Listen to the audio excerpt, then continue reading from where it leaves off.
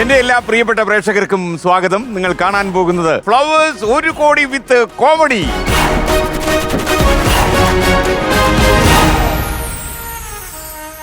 ഇന്ന് ഈ വേദിയിലേക്ക് വരാൻ പോകുന്ന രണ്ടാളുകൾ നല്ല ഒന്നാന്തരം ഫലിത പുങ്കവന്മാരാണ്. ഒരുപാട് വേദികളിലും ടെലിവിഷൻ സ്ക്രീനിലും സിനിമയിലും ഒക്കെ തത്തിക്കളിച്ച നല്ല പരിചയമുള്ള കക്ഷികളാണ്. ഞാൻ വിളിക്കുന്നു സുമേഷ് ചന്ദ്രൻ ആൻഡ് ഉല്ലാസ് പന്തളം.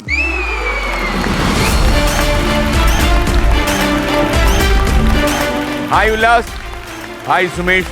ഈ കന്നഡ എവിടെ നിന്ന് ഒപ്പിച്ച്? അപ്പൊ ഉല്ലാസ് പന്തളം സൂപ്പർ പേരാ. നമ്മളെന്താ സുമേഷ് ഒരു സ്ഥലപ്പേര് ഇടാഞ്ഞത്?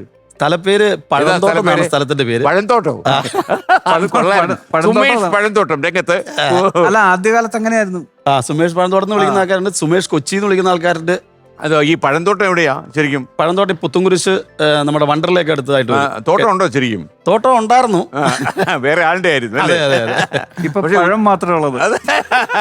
പക്ഷേ ഈ പഴന്തോട്ടം എന്ന് വെച്ചാൽ ചിലപ്പം ഇട്ടിരുന്നെങ്കിൽ ഒരു അപകടം സംഭവിച്ചേനെ. സുമേഷ് ആൾക്കാർ മറക്കുകയും പഴന്തോട്ടം എന്നുള്ളത് ഹൈലൈറ്റ് ആവുകയും ചെയ്തു അല്ലേ? അത് നന്നായി. ഒരു പിന്നെ ഉല്ലാസിന് ഗുണം എന്താ പറയാ, പന്തളം എന്ന് വിളിച്ചാലും പ്രശ്നമൊന്നുമില്ലല്ലോ. മാത്രമല്ല പന്തളം സുധാരം ഉള്ളതുകൊണ്ട് ഈ അദ്ദേഹത്തെ ഞങ്ങൾ വിളിച്ചു തുടങ്ങിയ ആൾക്കാരും പന്തളം ബാലിനെ ഒന്നും ആരും പന്തളം എന്ന് വിളിക്കുന്നില്ല. ഇതെന്റെ ബന്ധുവല്ലേ, പന്തളം എന്ന് വിളിക്കുന്നത്. പന്തളം സുധാകരനെ ആൾക്കാർ പ്രത്യേകിച്ച് മന്ത്രിയായിരിക്കുമ്പോഴേ ആ പന്തളത്തോട് പറഞ്ഞാൽ മതി. ഈ ഉല്ലാസിന്റെ പേര് ആദ്യം നീലലോഹിതദാസൻ എന്നായിരുന്നു. ഞാൻ നേരത്തെ നാടാടുന്നോട് ഇട്ട് കഴിഞ്ഞാൽ വേറെ ആളായി പോയി അല്ലേ? അതെന്താ ഉല്ലാസിലേക്ക് ഒരു പരിണാമം എങ്ങനെ ഉണ്ടായത്? അത് അച്ഛനിട്ട പേരായിരുന്നു. അറിഞ്ഞം കിട്ടതാ ഒരു കോടിയിൽ ഞാൻ വന്നപ്പോ പറഞ്ഞു. പിന്നെ അത് എന്റെ അമ്മയുടെ മാമനെ, അമ്മയുടെ ആങ്ങള, അദ്ദേഹത്തിന് അത് അത്ര അങ്ങോട്ട് ഇഷ്ടപ്പെടില്ല. എടാ നീലദാസ എന്ന് വിളിക്കാനുള്ള ഒരു സൂക്കറുണ്ടല്ലേ? അങ്ങനെയാണ് പുള്ളിയാണ് പേര്. പിന്നെ ഷോർട്ടായിട്ട് നീലാന്ന് വിളിക്കായിരുന്നു. നീലാന്ന് വെച്ചാൽ ഈ ഇന്നത്തെ കാലത്ത് നീല എന്നൊക്കെ പറഞ്ഞാൽ വേറെ അർത്ഥം അല്ലേ? അതും പ്രശ്നം. ജീവിക്കാൻ അനുവദിക്കാത്തൊരു കാലം തരത്തിലും മുന്നോട്ട് പോകാൻ പറ്റുന്നില്ല. ഈ ഉല്ലാസ് ഒരുപാട് വേദികളിലൊക്കെ പോകുന്ന ആളാണല്ലോ. അപ്പൊ ഈ ഗൾഫിൽ പോയി ഒരു സംഘാടകരോടെ പറ്റിച്ചൊരു ഫ്ലൈറ്റ് മിസ്സായ ഒരു കേസില്ലേ? അത് ഏത് കാലത്തായിരുന്നു? അത് രണ്ടുപേരുണ്ട്. അത് വേദികളിൽ ഒരുപാട് പോകാറുണ്ട്. ഞങ്ങള് അധികം സ്റ്റേജ് ഷോ ചെയ്തിട്ടില്ല. ഇപ്പൊ ഒരുമിച്ച് കുറെ നാളായിട്ട് അടുപ്പിച്ച് ചെയ്യുന്ന സ്റ്റാർ മാജിക് ആണ്. അതിനു മുമ്പ് ഞങ്ങൾ 1-2 സ്റ്റേജ് ഒക്കെ ഷെയർ ചെയ്തിട്ടുണ്ട്. അങ്ങനെ ഇരിക്കുമ്പോ ഞാന് ആദ്യമായിട്ട് അദ്ദേഹം നേരത്തെ പോയിട്ടുണ്ട്, പക്ഷെ എന്റെ കൂടെ ആദ്യമായിട്ട് രംഗത്തെ പ്രതിഭയാ എന്റെ കൂടെ ആദ്യമായിട്ട് ഞാൻ അദ്ദേഹത്തിന് ദുബായി കൊണ്ടുപോകാം. ദുബായി ചെന്ന് ഞങ്ങള് പ്രോഗ്രാം കഴിഞ്ഞു, അവര് പൈസയൊക്കെ തന്നു, ഞങ്ങള് റൂമിൽ വന്നു. അപ്പൊ ഈ സംഘാടകരുടെ ആണെന്ന് ഞങ്ങൾ തെറ്റിദ്ധരിച്ച 2 പേര് ഞങ്ങളുടെ റൂമിൽ വന്ന് ഫുഡൊക്കെ കഴിച്ച്. സംഘാടകരാണ് നമ്മൾ ധരിച്ചു, നമ്മൾ സംഘാടക കൂട്ടത്തിലുള്ളതാണെന്ന് വിചാരിച്ചു. അവരുടെ സംസാരം അങ്ങനെയൊക്കെ തന്നെ. അപ്പൊ ആ 2 ഗസ്റ്റുകൾ വന്ന് ഞങ്ങളോട് കുറേ നേരം ഇരുന്നു. ഞങ്ങള് ഫുഡ് അവര് ആ ഹോട്ടലിൽ നിന്ന് തന്നെ ഓർഡർ ചെയ്ത് പാട്ടൊക്കെ പാടിച്ചു. നല്ലപോലെ പാട്ട് പാടും. പാട്ടൊക്കെ പാടി കുറേ സമയം അങ്ങ് പോയി. അപ്പൊ രാവിലെ 10 മണിക്കായിരുന്നു ഫ്ലൈറ്റ്. അപ്പൊ രാവിലെ ആ ഹോട്ടലിൽ തന്നെ ടാക്സി അറേഞ്ച് ചെയ്തിട്ടുണ്ട്. അപ്പൊ ഞങ്ങള് സ്വല്പം ഒന്ന് ഉറങ്ങിപ്പോയി. പക്ഷെ ഈ സംഘാടകര് തെറ്റിദ്ധരിച്ച ആൾക്കാരങ്ങ് പോവുകയും ചെയ്തു. പോയി കഴിഞ്ഞപ്പോഴത്തേക്ക് ഒരു കുഴപ്പം വന്നതെന്ന് വെച്ചാൽ സംഘാടകർ പൈസ എല്ലാം സെറ്റ് ചെയ്ത് ഹോട്ടലിന്റെ പൈസ എല്ലാം കൊടുത്തു പോയി. ഞങ്ങളുടെ പൈസയും തന്നു. ഈ ഹോട്ടലിൽ അന്ന് രാത്രി കഴിച്ച ഫുഡിന്റെ പൈസ ഏണ്ട ഒരു 18,000 രൂപയുണ്ട്. അത് കൊടുത്തിട്ടില്ല. അപ്പൊ അത് ചോദിച്ചപ്പോ ഞങ്ങൾ പറഞ്ഞു അത് സംഘാടകർ വരും. അപ്പൊ അവര് പറഞ്ഞില്ല, അങ്ങനെ ഒരു 1/4 മണിക്കൂർ അവിടെ ഡിലേ ചെയ്ത് അവരെ വിളിക്കുന്നു, ഇവരുടെ ഫോണിൽ കിട്ടുന്നില്ല. അങ്ങനെ ടെൻഷനായി. പിന്നെ അവസാനം പൈസ കൊടുത്ത് ഞങ്ങൾ അവര് അറേഞ്ച് ചെയ്ത ടാക്സിയിൽ എയർപോർട്ടിൽ ചെന്നപ്പോ 10,000 ദിറംസ് അല്ലല്ലോ, അവിടെ അടിച്ചു വീണേന്. അങ്ങനെ ഞങ്ങൾ അങ്ങ് എയർപോർട്ടിൽ ചെന്നപ്പോഴത്തേക്ക് ഫ്ലൈറ്റ് പോയി. അപ്പൊ അശ്വതി ഇങ്ങോട്ട് വരുന്നു, നമ്മുടെ അശ്വതി ശ്രീകാന്ത്. എന്താ അവിടെ? ഞങ്ങൾ പറഞ്ഞു ഞങ്ങളുടെ ഫ്ലൈറ്റ് മിസ്സായി, അങ്ങനെ നിൽക്കുക. എന്നാലും അശ്വതി പറയാം എന്റെ ഫ്ലൈറ്റ് ഇപ്പൊ പോകും, അതുകൊണ്ട് ഞാൻ പോകുന്നു എന്നും പറഞ്ഞ അശ്വതി. അങ്ങനെ ഞങ്ങൾ പിറ്റേ ദിവസം അവിടെ വെച്ച് തന്നെ എൻ്റെ ഒരു ഫ്രണ്ട് ആ എയർപോർട്ടിൽ അവിടെ വന്നു, നമ്മുടെ നാട്ടുകാരൻ. അദ്ദേഹത്തിനെ കൊണ്ട് ഞാൻ എൻ്റെ ഇരുന്ന പൈസ എടുത്ത് ടിക്കറ്റ് എല്ലാം വീണ്ടും എടുത്ത് സെറ്റ് ചെയ്തു. അപ്പോഴത്തേക്ക് നമ്മുടെ മധുബാലകൃഷ്ണൻ ചേട്ടനില്ലേ, സിംഗർ, അദ്ദേഹത്തിൻ്റെ അനിയൻ ശ്രീകുമാർ എൻ്റെ ഒരു ഫ്രണ്ടാണ് ദുബൈയിലെ. അദ്ദേഹത്തിനെ വിളിച്ച് റേഡിയോ, അവിടെ FM റേഡിയോയിൽ വർക്ക് ചെയ്യുന്ന ആളാണ്. അദ്ദേഹം ഞങ്ങളെ വീട്ടിൽ കൊണ്ടുപോയി താമസിപ്പിച്ചു. അടുത്ത ഫ്ലൈറ്റ് ടൈമായി അവിടെ കൊണ്ടുവന്ന് ഞങ്ങള് ഇത്രയും ടെൻഷൻ അനുഭവിച്ചിട്ട് ഞങ്ങൾ അവിടെ തിരിച്ച് ഫ്ലൈറ്റ് കയറി ഇരിക്കുമ്പോ ഒരാളില്ല. ആരില്ല? ഞങ്ങളുടെ കൂടെ ഫീമെയിൽ ചെയ്യാൻ വന്ന ആർട്ടിസ്റ്റ് ഇല്ല. അയ്യോ മിസ് ചെയ്തു. മിസ് ചെയ്തു. അങ്ങനെ നോ അല്ല, പുള്ളിക്കാരി ആദ്യമായിട്ട് വരുവാണ്. അതിന്റെ ഒരു ടെൻഷനുണ്ട്. ഞാൻ പറഞ്ഞു സുമേഷ് ആരെങ്കിലും അവരങ്ങനെ പറഞ്ഞു പോയി തിരക്കിപ്പോ സുമേഷ് തിരക്കില്ല. അപ്പൊ ഫ്ലൈറ്റിലേക്ക് കയറുമ്പോ നിങ്ങളോട് ഇല്ലായിരുന്നു? അതുവരെ ഉണ്ടായിരുന്നു. അപ്പൊ ഞങ്ങള് ക്യൂവിൽ ഉണ്ടെന്നും പറഞ്ഞ് ഇങ്ങനെ കയറ്റി വിടുമല്ലോ. ഒരു സ്പായിലിരുന്ന് മുഖം നോക്കുന്നു, പൊട്ട് തൊടുന്നു, ഇങ്ങനൊക്കെ. ഫ്ലൈറ്റുകാരുടെ സമയം കഴിഞ്ഞു. അതുവരെ ആദ്യമായിട്ട് അവർക്ക് അറിയില്ലായിരുന്നു. ഇത് ഒരാളെ ഒന്ന് പുറകെ കൂടെ തോണ്ടി വിളിച്ച് സമയമായി വിളിച്ചോണ്ട് പോകും. അങ്ങനെ 80,000 രൂപ ഞങ്ങളുടെ അവിടുത്തെ രണ്ടാമത് കിട്ടിയ പൈസ അവിടെ ടിക്കറ്റ് എടുത്ത് ഞങ്ങൾ നാട്ടിലെത്തി. ഹബ്ബി കൊണ്ട് ഞാൻ വിട്ടു. ഹബ്ബി കൊണ്ട് വിട്ടിട്ട് ബസ് കാശും തന്നു. ഓക്കെ, നന്നായി. പക്ഷെ ഈ ഫ്ലൈറ്റ് മിസ്സായപ്പം ഉല്ലാസേട്ടൻ അവിടെ ഒരു കബഡി നിർത്തി എന്ന് പറഞ്ഞാല് ഉള്ള ഗുളിക മുഴുവൻ എടുത്ത് പ്രഷറിന്റെയും ഷുഗറിന്റെ ഒക്കെ ഗുളിക വെച്ചിട്ട് തപ്പുമായിട്ടുണ്ട്. ഓടി നടക്കുമായിരുന്നു. ഈ സുമേഷിന്റെ പഴയകാല കഥകളൊക്കെ നോക്കിയപ്പോഴേ 6ാം ക്ലാസ്സിൽ പഠിക്കുമ്പോൾ ഒരു മിമിക്രി മത്സരത്തിന് പോയി. അപ്പം സുമേഷ് മാത്രമേ മത്സരിക്കാൻ ഉണ്ടായിരുന്നുള്ളൂ അല്ലേ? അതുകൊണ്ട് ഫസ്റ്റ് കിട്ടി. അല്ലല്ലോ, കിട്ടിയില്ല. അതിലും വലിയ അബദ്ധം ഉണ്ടായിരുന്നു. അപ്പോ മത്സരിക്കാൻ ഒരാളോട് ഒപ്പിച്ചു. എനിക്ക് യൂത്ത് ഫെസ്റ്റ് സമയത്ത് സ്കൂളില് ഏറ്റവും എന്താ പറയാ, നമ്മുടെ സ്കൂളിലെ ഉത്സവമാണ് എന്റെയൊക്കെ ഈ യൂത്ത് ഫെസ്റ്റ് എന്ന് പറയുന്നത്. ഈ മകാനുഭാവൻ പഠിച്ച പള്ളിക്കൂടം ഏതാ? പഴത്തോട്ടം. ആ സ്കൂളിന്റെ ഒരു ഭാഗ്യം അല്ലേ? എന്നിട്ട് ആ സ്കൂളില് നമ്മുടെ യൂത്ത് ഫെസ്റ്റിന്റെ സമയത്ത് ഈ അന്നേരം ഈ പറയുന്ന പ്രണയമൊക്കെ തുടങ്ങിയ സമയമാണ്. ചെറിയതായിട്ടൊക്കെ ഉള്ള സിനിമ കാണുമ്പോൾ നമുക്ക് തോന്നുന്നൊരു നായകൻ. അതിപ്പോ കൂടെയുള്ള തൽപര കക്ഷിയായിട്ടായിരുന്നു അതോ വേറെ ആയിരുന്നു? അതല്ല വേറെ. അത് വേറെ. അങ്ങനെ വെറൈറ്റി വേണ്ടേ? അപ്പൊ എന്തെങ്കിലുമൊക്കെ അവതരിപ്പിച്ച് അവരുടെ മുമ്പിൽ നിന്ന് ഷൈൻ ചെയ്യണമല്ലോ. അതിന് വേണ്ടിയിട്ടാണ് നമ്മൾ ഐറ്റത്തിനൊക്കെ ചേർന്നത്. അപ്പം അത് മിമിക്രിക്ക്, ലളിതഗാനത്തിന്, പ്രച്ഛന്നവേഷം, നാടകത്തിനൊക്കെ ഉണ്ട്. മിമിക്രിക്ക് മാത്രം മത്സരിക്കാൻ ആളില്ല, ഞാൻ ഒറ്റയ്ക്കുള്ളൂ. അപ്പൊ ഞാൻ എന്റെ കൂട്ടുകാരൻ ഉല്ലാസ് പറഞ്ഞാല് ഫസ്റ്റ് പ്രൈസ് കിട്ടിപ്പോയനെ. ഇല്ല ഒറ്റയ്ക്കാണെങ്കിൽ. അതെ. അപ്പൊ ഒറ്റയ്ക്കാകുമ്പോ രാധാകൃഷ്ണൻ സാർ എന്ന് പറയുന്ന മ്യൂസിക് എടുത്തുന്ന സാറ് എങ്ങനെ പറഞ്ഞു, ഒരാൾ വെച്ചിട്ട് മത്സരം നടത്താൻ പറ്റില്ലെന്ന് പറഞ്ഞു. അപ്പൊ ഞാൻ ആണെങ്കിൽ കുറച്ച് പഴയ നടന്മാരുടെ ശബ്ദമൊക്കെ പഠിച്ചു വെച്ചേക്കുക, അവരൊക്കെ കേൾപ്പിക്കണമല്ലോ. അപ്പൊ അങ്ങനെ ഇത് ഷൈൻ ചെയ്യാൻ തീരുമാനിച്ചേക്കുക. അങ്ങനെ ഈ മത്സരം ആരംഭിക്കാൻ നേരത്തെ പറഞ്ഞു ഇത് നടത്താൻ പറ്റില്ലെന്ന് പറഞ്ഞു. പെട്ടെന്ന് സാർ എന്നാൽ ഒരു കാര്യം ചെയ്യാൻ ഒരാൾ ഒപ്പിച്ചിട്ട് പെട്ടെന്ന് ഒരാൾ ഒപ്പിക്കാൻ പറഞ്ഞു. എന്റെ ക്ലാസ്സിൽ തന്നെ ഉള്ള സിയാദ് എന്ന് പറഞ്ഞൊരു കൂട്ടുകാരനെ വിളിച്ചിട്ട് ഗ്രൗണ്ടിന്റെ ഏറ്റവും പുറകെ പോയിട്ട് ആരും കാണാതെ ഇവനെ ഞാൻ കുറെ സംഭവങ്ങൾ പഠിപ്പിച്ചു. ട്രെയിൻ, അതുപോലെ ആംബുലൻസ്, പോലീസ് ജീപ്പിന്റെ ശബ്ദം. പിന്നെ അവൻ ചെയ്യുമായിരുന്നോ? ഇല്ല, ഞാൻ അത് പഴയ സാധനമല്ലെന്ന് പറഞ്ഞു ഞാനത് വിട്ടു കളഞ്ഞേക്കണം. നടന്മാരിലേക്ക് കയറിയൊക്കെ. എന്നിട്ട് ഇവനെല്ലാം പഠിപ്പിച്ചു. സുപ്രഭാതം, അണ്ണാൻ, കാക്ക, അതൊക്കെ ആയിട്ട് എല്ലാ സംഭവങ്ങളും പഠിപ്പിച്ചു. ഇനി ഒരു കിളി കരയുന്നു. അതെ, രാവിലെ കൗസല്യ, സുപ്രഭാതം, അവിടെ നിന്ന് തുടങ്ങി പഠിപ്പിച്ചു. ഞാൻ അങ്ങോട്ട് പഠിപ്പിച്ച് ഇവൻ ഞാൻ പറഞ്ഞു ആദ്യം നീ കയറിക്കോ, നമുക്ക് വിശ്വാസമാണല്ലോ, ഞെട്ടിക്കും. അങ്ങനെ ഇവനെ കേട്ടു. കാരണം ഇവൻ വളരെ മോശമായിട്ട് ചെയ്തിട്ട് നമ്മൾ കയറുമ്പോ നല്ലൊരു അനുഭവം. അത്രേ ഉള്ളൂ. ഇവൻ മോശമായിട്ടാ ചെയ്യുന്നത്, ഇവൻ അറിയില്ലല്ലോ. അഡ്ജസ്റ്റ്മെന്റാ. എന്റെ നിർബന്ധപ്രകാരം മാത്രം കയറുന്ന കലാകാരൻ പോലും അല്ല ആ സമയത്ത്. നേരെ അവൻ കയറി ഈ സംഭവങ്ങളൊക്കെ ചെയ്തു മാറി. അപ്പൊ കയ്യടിയൊക്കെ അത്യാവശ്യം കുറവായിരുന്നു. ഞാൻ ചെന്ന് ഈ പറയുന്ന കൃഷ്ണൻകുട്ടി നായർ, ഉമ്മർ, നസീർ, ശ്രീനിവാസൻ ചേട്ടൻ, അങ്ങനെ ഇങ്ങനെ ഓരോന്നോരോന്നോ അങ്ങാലക്കി എല്ലാത്തിനും കയ്യടി ഒക്കെ നമുക്ക് ഫസ്റ്റ്. സംഭവം വന്നപ്പോ എന്നാ പ്രൈസ് പറഞ്ഞപ്പോ അവന് ഫസ്റ്റ് പ്രൈസും എനിക്ക് സെക്കൻഡ് പ്രൈസ്. എന്റെ കാരണം പ്രകൃതി ഇതാണല്ലോ പോയിന്റ് കിട്ടുന്നത്. അതെ, അവന് ഫസ്റ്റ് കിട്ടി. പക്ഷെ വേറെ സാറേ, ഈ സ്കൂളിൽ തന്നെ നമുക്ക് ഞാൻ നായകനായിട്ടുള്ള സിനിമ അവിടെ ഷൂട്ട് ചെയ്യാൻ പറ്റി. ഫുള്ള് നമ്മുടെ സിനിമ ഷൂട്ട് ചെയ്ത് നമ്മുടെ എങ്ങനെ പിടിച്ചു തന്നു ഈ ആ ഒരു അല്ലേ, അഫോർഡ് ചെയ്യാൻ പറ്റാത്ത ഒരു സംഭവമല്ലേ അത്. ജവാനും മുല്ലപ്പൂവും അല്ലേ നായകനായിരുന്നു. അതെ, ഓക്കെ. ആ സിനിമ എങ്ങനെ പോയി? സിനിമ നന്നായിട്ട് പോയി. സാറിന് തിരിച്ച് പൈസയും കിട്ടി, പ്രൊഡ്യൂസർക്ക്. അതാണല്ലോ നമ്മള് ഏറ്റവും പ്രധാനം. കാര്യം ആ പ്രൊഡ്യൂസർ നാറാണക്കല്ല് വീഴുക എന്നു പറഞ്ഞ് ശപിക്കാതിരിക്കുക എന്നുള്ളതാണ്. അതെ. സാർ ഇപ്പോഴും വിളിക്കുന്നുണ്ട് വലിയ സന്തോഷത്തിൽ. വലിയ ലാഭമൊന്നും കിട്ടിയില്ലെങ്കിലും സാറിന്റെ മലയാള സിനിമ ഫസ്റ്റ് ആയിരുന്നു. മുടക്കുമുതലിനേക്കാൾ കൂടുതൽ. അതെ. അതിനകത്ത് വേറെ ഉണ്ട് സാറേ.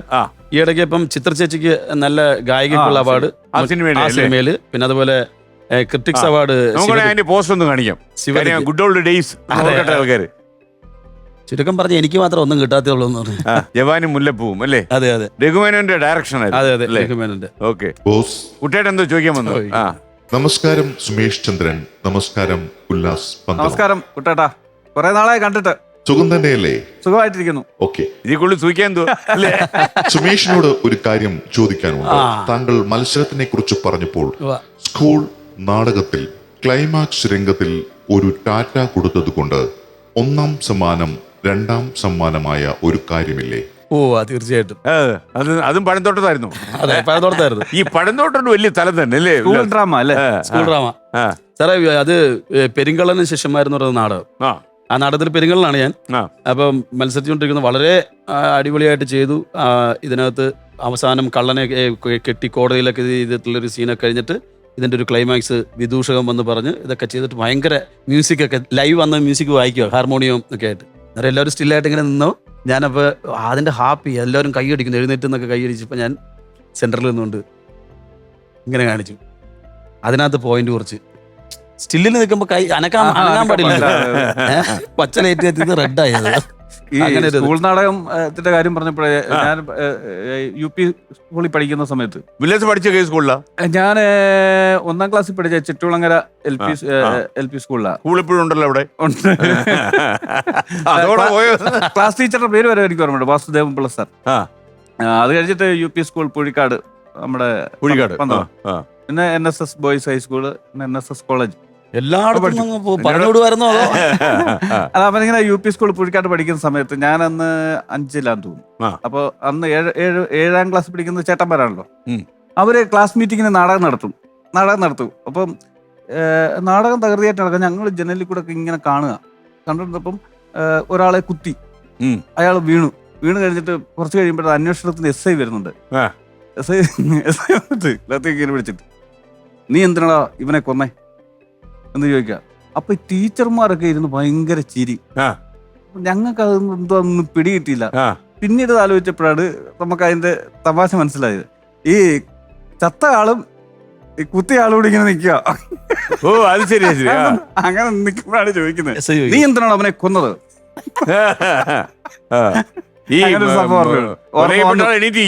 അതെ, കൊലപ്പെട്ട ആളിങ്ങനെ കൈ കെട്ടി സത്യങ്ങൾ അറിയാൻ വേണ്ടി. അവർക്കും അറിയത്തില്ല അത് ഇവര് ചെയ്യുന്നത് എന്താന്ന് അന്നത്തെ ഒരു കാലഘട്ടത്തിൽ. ടീച്ചർമാർക്ക് അത് മനസ്സിലായിട്ടാണ്. ഇതിന്റെ ഇടയ്ക്ക് ഞാനൊരു എന്റെ പൊങ്ങച്ചൻ പറഞ്ഞോട്ടെ. എനിക്ക് പറയാനുള്ള എന്തൊരു സുമേഷ്, നമ്മള് ഉല്ലാസം അത് കേൾക്കണം. നമ്മളിപ്പൊ ഇക്കാലത്ത് നമുക്ക് വേണ്ടി തള്ളാൻ ആരും കാണത്തില്ല. നമ്മളെ മറിച്ചിടാനായിരിക്കും.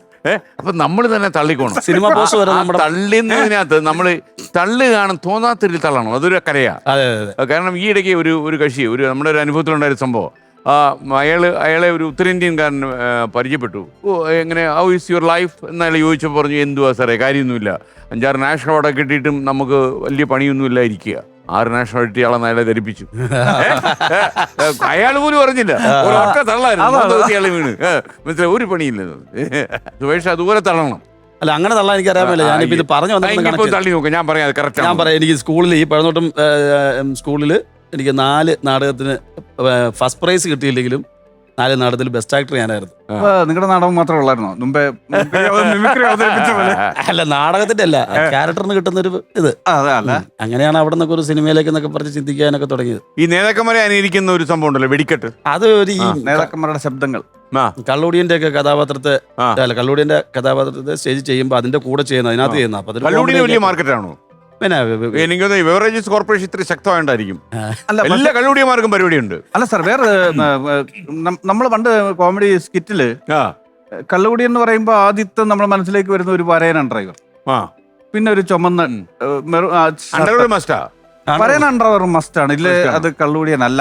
അത് എനിക്ക് തോന്നുന്നു മദ്യപനും മെട്ലോഡിനും ഇത് ഒരു കാലത്ത് മസ്റ്റായിരുന്നു. കൈലി എടുത്താണ് വരുന്നത്. ഇപ്പൊ അത് നമ്മള് മാറ്റിപ്പിടിച്ചിട്ടുണ്ട്. കാരണം ഈ ഇപ്പോഴത്തെ കാലത്തെ കുട്ടികൾ ഇതൊന്നും കണ്ടിട്ടില്ലല്ലോ. പണ്ടത്തെ ഷാപ്പ്, ഈ ഉല്ലാസം തുടങ്ങി വെച്ച ഒരു ഡാൻസർ തമ്പി ഉണ്ടല്ലോ, അതൊക്കെ ഈ തുടങ്ങിയപ്പോഴും ഇങ്ങനെ തന്നെയായിരുന്നു. ഈ അണ്ടർവെയർ ഇങ്ങനെ കൈലിയുണ്ട്. അതിന്റെ ഒരു പ്രത്യേക കളർ വരുന്നുണ്ട്. എല്ലാം ഈ ദൂരത്തിൽ കളർ ബാർ വരത്തില്ലേ, അതുപോലെ സാധനം ഈ അണ്ടർവെയർ അങ്ങനെയാണ്. അണ്ടർവെയറിന്റെ തുണി തിരക്കി ഇവിടൊക്കെ വലിയ പാടാ കിട്ടാൻ കോട്ടൺ കിട്ടാനൊക്കെ വലിയ പാടാണ്. പണ്ട് നമ്മുടെ 4 മീറ്റർ വാങ്ങിച്ച് വീട്ടിൽ വെച്ചുകൂടെ? ഇത് വല്ലപ്പോഴും ഇത് ആവശ്യം വരുമല്ലോ. ഓരോ സീസണിൽ ഒരെണ്ണം നമ്മൾ മേടിക്കുള്ളൂ. അന്നത്തെ കാലത്ത് 250 രൂപയല്ലേ കിട്ടുള്ളൂ. അപ്പൊ ഒരു സീസണിൽ തമ്പിയും ഇതേത് കൂടിയനാ? ഇത് പേരൊന്നുമില്ല, ചന്ദ്രൻ. ചന്ദ്രൻ അല്ലേ? ചന്ദ്രൻ. ഈ ഡാൻസർ തമ്പി ചന്ദ്രനോട് കാണുന്ന ഒരു അവസ്ഥ ഉണ്ടായിക്കോട്ടെ. ചന്ദ്ര, നീ കാണിക്കുന്നത് ശരിയല്ല. എല്ലാ ദിവസവും ഷെയറിന്റെയും ഭീമമായ ഭാഗം ഞാനാണ് സാറേ ഇടുന്നത്. ഇന്ന് എന്റെ ഒരു 10 രൂപ കുറഞ്ഞപ്പം അത് വലിയ വിഷയമാക്കേണ്ട കാര്യമില്ലോ. പക്ഷെ ടച്ചിങ്സ് ചെയ്യാനാ കൊണ്ടിരുന്നത്. അതെന്താണ് ഈ ചന്ദ്രൻ മനസ്സിലാക്കാത്തത്? നിനക്ക് ടച്ചിങ്സ് നിനക്ക് വീട്ടിൽ നിന്ന് കൊണ്ടുവന്നാൽ മതി. പക്ഷെ സാധനം കിട്ടണമെങ്കിൽ കാശ് കൊടുക്കണം. വീട്ടിൽ നിന്ന് ടച്ചിങ് കൊണ്ടുവരാൻ പറ്റില്ല സാറേ. ഒന്നാമത് വീട്ടുകാരെ പാത്താണ് നമ്മൾ അടിക്കുന്നത്, ഒളിച്ചാണ് അടിക്കുന്നത്. അവിടുന്ന് ടച്ചിങ്സ് എടുക്കുമ്പോ പിടിക്കപ്പെടും. അത് ശരിയല്ല, ശരിയല്ല. അത് ഇത് എന്നാ പറഞ്ഞാല് ഇന്നിപ്പോ പൈസ കൊടുക്കണേ ഞാനല്ലേ കൊടുക്കണത്. അപ്പൊ കൂടുതൽ ഞാൻ അടിക്കും. അതെങ്ങനെ ശരിയാവും? ഞാൻ ഇന്നലെ കൂടുതൽ പൈസ കിട്ടപ്പോ നിങ്ങൾക്ക് നമ്മളെല്ലാരും തുല്യമായിട്ടാണ് അടിച്ചത്. ഞാൻ അവിടെ കണക്ക് പറഞ്ഞില്ലല്ലോ.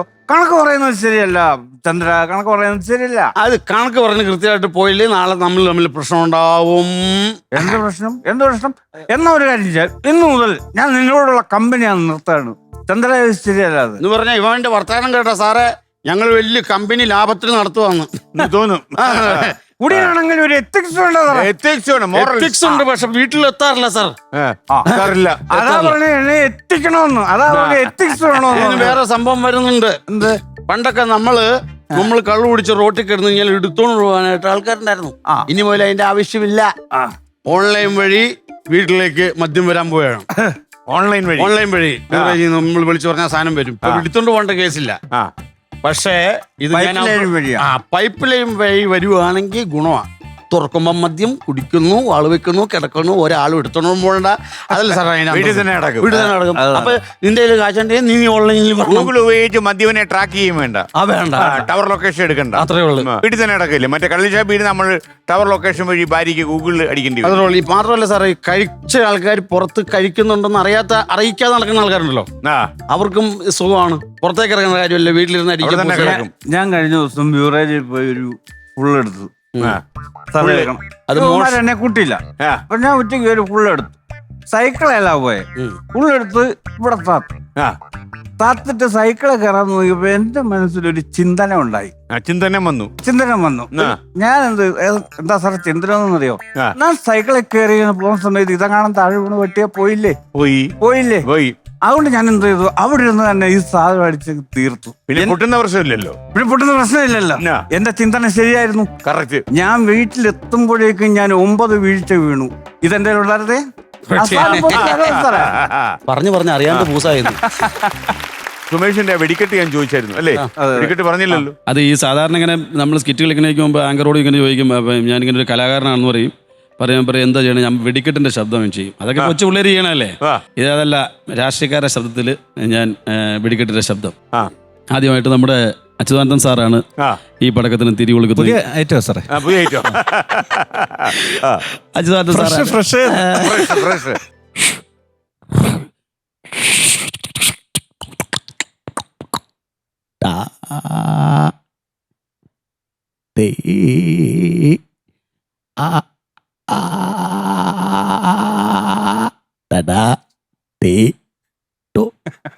അങ്ങനെയായിരിക്കും അദ്ദേഹത്തിന്റെ ശബ്ദത്തില്. അങ്ങനെയാണെങ്കിൽ വളരെ സൈലന്റ് ആയിട്ടൊരു രാഷ്ട്രീയം ഞാൻ മുന്നോട്ട് കൊണ്ടുപോയി. നമ്മുടെ ആന്റണി സാറാണ് ഈ പടക്കം പൊട്ടിരിക്കുന്നത്.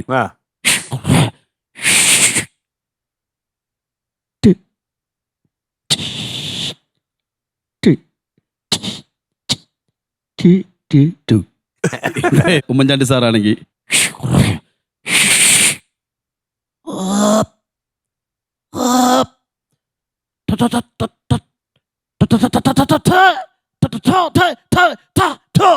അങ്ങനെയായിരിക്കും.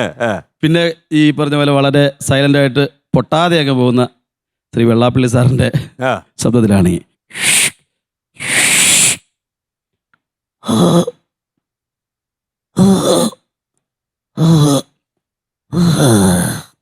അങ്ങനെ. അപ്പൊ ഫ്രഷാ അല്ലേ? ഫ്രഷാണ്. അത് ഞാൻ വിൽക്കുന്നില്ല. ഇപ്പൊ കൂടുതൽ നമ്മളത് പുറത്തെടുക്കാറില്ല അല്ലേ? നമ്മുടെ ആദ്യകാലം ഇത് വെച്ചാണോ വില ചെയ്ത്? അതെ. സുമേഷ് മോഹൻലാലിനെ അതുകൊണ്ട് നമുക്കൊന്ന് ദൃശ്യം 2 ചെയ്തോണ്ടിരുന്ന സമയത്ത് നമ്മുടെ ഈ കോവിഡ് സമയത്താണല്ലോ. അപ്പൊ ഒരു റൂമിൽ എല്ലാവരും കൂടിയിട്ട് ഞങ്ങൾ ക്യാമറമാരും പിന്നെ കൺട്രോളറൊക്കെ ഇങ്ങനെ ഇരുന്ന സമയത്ത് ഭക്ഷണമൊക്കെ കഴിച്ചിരുന്ന സമയത്ത് മിമിക്രി എന്തൊക്കെ ചെയ്യുന്ന ചോദിച്ചു. അപ്പൊ ഞാൻ ഇങ്ങനെ അവർ ഇങ്ങനെ ചോദിക്കും, ഇങ്ങനെ ഫ്രീ ടൈം കിട്ടി. അപ്പൊ ഞാൻ ഇങ്ങനെ പറഞ്ഞിങ്ങനെ Sarath sir, music director Sarath സാറിന്റെ ശബ്ദം ചെയ്യാറുണ്ട്. അപ്പൊ അത് ചെയ്തു. പിന്നെ അതിനുശേഷം ഞാൻ ഈ പറഞ്ഞ പോലെ ഇങ്ങനെ മ്യൂസിക് ഒക്കെ ഉണ്ടെങ്കിൽ ലാലേട്ടൻ്റെ ചെയ്യാറുണ്ടെന്ന് പറയും. അപ്പോൾ ലാലേട്ടൻ്റെ ചെയ്യും. എന്ന് പറഞ്ഞു. അപ്പോൾ ഞാൻ പറഞ്ഞു അയ്യോ ഇങ്ങനെ എക്കോ വേണം, പിന്നെ ഈ ബേസ് ഒക്കെ ഇട്ടിട്ട് മൈക്കിന് ബേസ് ഒക്കെ ഇട്ട് ബാക്കിൽ ഹരിമുരളി രവത്തിന്റെ ഹമ്മിങ്ങും ഒക്കെ വരുമ്പോഴത്തേക്കും മുങ്ങിപ്പൊക്കോളും, അങ്ങനെ ചെയ്യാറെന്ന് പറഞ്ഞു. അത് കുഴപ്പമില്ല ചെയ്യാൻ പറഞ്ഞു. നേരെ ഞാൻ ബാത്റൂമിന്റെ അകത്ത് കയറി. ആ ബാത്റൂമിന്റെ അകത്ത് ഭയങ്കര ഹോൾ എഫക്റ്റ്. അങ്ങനെ ബാത്റൂമിന്റെ അകത്ത് കയറിയിട്ട് ഇവർക്ക് കേൾക്കുന്ന രീതിയിൽ ഞാൻ ഓഡിയോ തുറന്നിട്ടു, അതായത് വാതിൽ പതുക്കെ തുറന്നിട്ട് അതിൻ്റെ അകത്ത് നിന്നുകൊണ്ട് ഞാനിങ്ങനെ പറഞ്ഞു. അത് നേരെ ഈ പറയുന്ന ക്യാമറമാൻ മൊബൈലിൽ ഓഡിയോ റെക്കോർഡ് ചെയ്തിട്ട് ലാലേട്ടനെ കാണിച്ചു. എന്നോട് പറഞ്ഞില്ലായിരുന്നു കേട്ടോ. ലാലേട്ടനെ കാണിച്ചു. പിറ്റേ ദിവസം ഒരു ചായക്കടയുടെ സീനിൽ വെച്ചിട്ട് ലാലേട്ടനെ കണ്ടപ്പോൾ പറഞ്ഞു, മനെ നന്നായിരുന്നു കേട്ടോ, ഞാൻ കേട്ടു. അതിൽ സന്തോഷമായിരുന്നു. ദൃശ്യം 2 ഒരു സ്റ്റില്ല് നമുക്ക് പ്രേക്ഷകരെ കാണിക്കാം. ഗുഡ് ഓൾഡ് ഡേയ്സ്, നല്ല ഓർമ്മകളല്ലേ? അതെ അതെ. ഓക്കെ. ഇതിനകത്ത് ലാലേട്ടൻ ഈ സീനൊക്കെ വേണ്ടിയിട്ട് എനിക്ക് റിഹേഴ്സലിന് വേണ്ടിയിട്ട് ലാലേട്ടൻ തന്നെ വന്നു നിന്നത്. ചെറിയ കാര്യമല്ലോ. പിന്നീട് ഒരു കഥയുണ്ട്, ഒരു പോലീസുകാരൻ പിടിച്ചപ്പോഴും ഇതുപോലെ അനുകരിക്കേണ്ടി വന്നല്ലോ ലാലിന്. അയ്യോ അത് ഈ പറഞ്ഞ പോലെ ഞാനൊരു കോട്ടയത്ത് ഇതുപോലെ അവിടെ ക്യാമ്പ്, വൈഫിന്റെ വീട്ടിലെടുത്തുള്ള ക്യാമ്പൊക്കെ കഴിഞ്ഞ് പരിപാടിയൊക്കെ കഴിഞ്ഞിട്ട് ഞാൻ ബസ്സിൽ വരും. അപ്പൊ തൃപ്പൂണിത്തുറയിൽ നിന്ന് പിന്നെ എനിക്ക് പോകേണ്ടത് അമ്പലം. കല്യാണം കഴിഞ്ഞിട്ടും വൈഫിന്റെ വീടിന്റെ അടുത്ത് ക്യാമ്പായിരുന്നു. പഴയത്തോടത്തേക്ക് ബസ്സില്ല. അപ്പോൾ ഒരു 9:30 കഴിഞ്ഞാൽ തൃപ്പൂണിത്തുറയിൽ നിന്ന് പ്രൈവറ്റ് ബസ്സില്ല. ഞാനിങ്ങനെ ബസ് സ്റ്റോപ്പിൽ വന്നു. ബസ് സ്റ്റോപ്പിൽ വന്ന് കുറേ നേരം കഴിഞ്ഞപ്പോഴത്തേക്ക് എനിക്ക് കപ്പ ബിരിയാണി ഭയങ്കര വീക്ക്നെസ്സാണ്. ഇതിന്റെ മണം അടിച്ചപ്പോഴത്തേക്കും കപ്പ ബിരിയാണിയും കഴിച്ച് ലാസ്റ്റ് ബസ്സും അങ്ങ് പോയായിരുന്നു. അങ്ങനെ കുറേ നേരം ഒന്നും ഇനി എന്ത് ചെയ്യും, ഒരു 10 11 കുറച്ച് നേരം കഴിഞ്ഞപ്പോഴത്തേക്കും ഈ ഹാർമണി കാസറ്റ് കട അവിടെ തൃപ്പൂണിത്തുറ, അതിന് തീ പിടിച്ചു. അതിന് തീ പിടിച്ച് ആ സമയത്ത് കത്തുവാണ്. കത്തി കുറേ നേരം ഈ ആൾക്കാർ അല്ല തൊട്ടടുത്താണ് ഞാൻ നിൽക്കുന്നത്. അപ്പോൾ ഫയർഫോഴ്സ് വരുന്നു, പോലീസുകാർ വരുന്നു, മൊത്തത്തിൽ ആകെ ഇതായി. കുറച്ച് നേരം കഴിഞ്ഞപ്പോൾ എനിക്കങ്ങ് എന്താ പറയുക, പോകാനായിട്ട് ബസ്സും ഇല്ല. ഞാനങ്ങ് പതുക്കെ ഇതിൻ്റെ കാര്യങ്ങളൊക്കെ അണച്ചു തുടങ്ങിയപ്പോഴത്തേക്കും ആൾക്കാരൊക്കെ ഒന്ന് പതുക്കെ മാറി. ഞാൻ പതുക്കെ നമ്മുടെ റൂട്ടിലേക്കുള്ള വഴിക്ക് അങ്ങ് നടന്നു. പതുക്കെ ഒരു ബാഗുണ്ട്, നടന്ന് ഞാൻ ചൊല്ലി പാൽവണ്ടി അതുപോലെ പത്രവണ്ടിയൊക്കെ ഉണ്ടെങ്കിൽ കൈ കാണിച്ച് പോകുന്നിടത്തോളം പോകാമല്ലോ. അങ്ങനെ അങ്ങ് നടന്നു കഴിഞ്ഞപ്പോഴത്തേക്കും ഒരു പോലീസ് വണ്ടി വന്ന് ഒരു ഇരുട്ടത്ത് ഒരു പാലത്തിൻ്റെ മേളിൽ വന്നങ്ങ് നിന്നു. സൈഡിൽ ചേർത്ത് വന്ന് നിന്നു. ഞാൻ ഞെട്ടി ചോദിച്ചു അയാൾ പേടാന്ന് ചോദിച്ചു. അപ്പം ഞാൻ അപ്പോഴത്തേക്കും ഇത് വിക്കൽ തുടങ്ങി. സാർ കോട്ടയത്തിന് പോയാ സാറേ, പരിപാടി ഉണ്ടായിരുന്നു. എന്നാ പരിപാടി?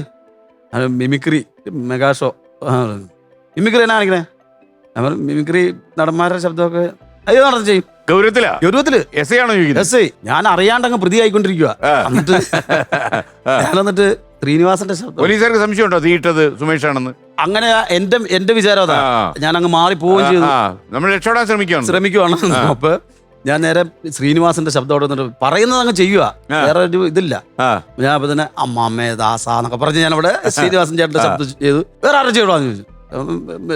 ലാലേട്ടന്റെ ശബ്ദം. അന്നേരം അവർ പറഞ്ഞു എന്നാ കേക്കട്ടെ എന്ന് പറഞ്ഞു. ഞാൻ പറഞ്ഞു സാറേ അതിന് മ്യൂസിക്കും ഈ ഹരിമുരളി രവത്തിന്റെ ഹമ്മിങ്ങും ഒക്കെ ഉണ്ടെങ്കിൽ എക്കോ എല്ലാം വേണം. ഇനി ഞങ്ങൾ ഇട്ടാറാണ് അതൊക്കെ എക്കോയും ഈ കൊക്കോയൊക്കെ ചെയ്യണം അങ്ങോട്ട്. അപ്പൊ ഞാൻ അപ്പൊ തന്നെ അവിടെ എക്കോ വേണ്ട, ഇതിന്റെ എക്കോ വേണ്ട, എക്ക കയ്യിൽ നിന്ന് പോയേക്കല്ലേ പിന്നെ ഇതിന്റെ എക്ക. ഞാൻ നേരെ ചെരിഞ്ഞ് നിന്ന് പതുക്കെ തുടങ്ങി സംഗീതം അലഞ്ഞിട്ടൊന്നും പറഞ്ഞ് തുടങ്ങി.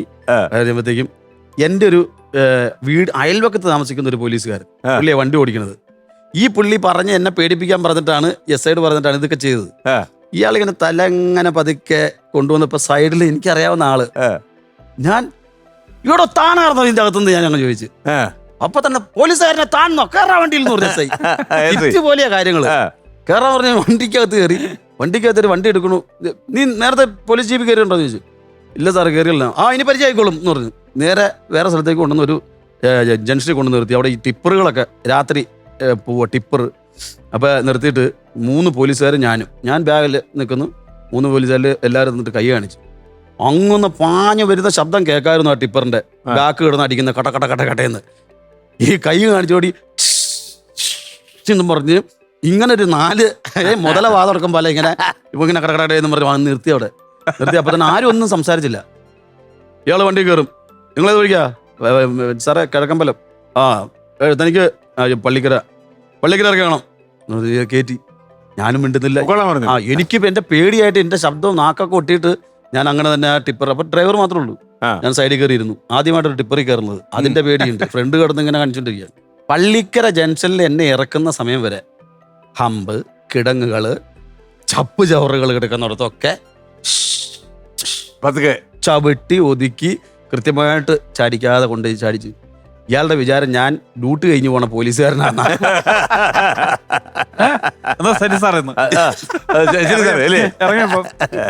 അങ്ങനെ ഒരു അനുഭവം അല്ല ഉണ്ടായിരുന്നു. ശരിക്കും ആ കാസറ്റിയുടെ കത്തിച്ച് നമ്മളല്ലല്ലേ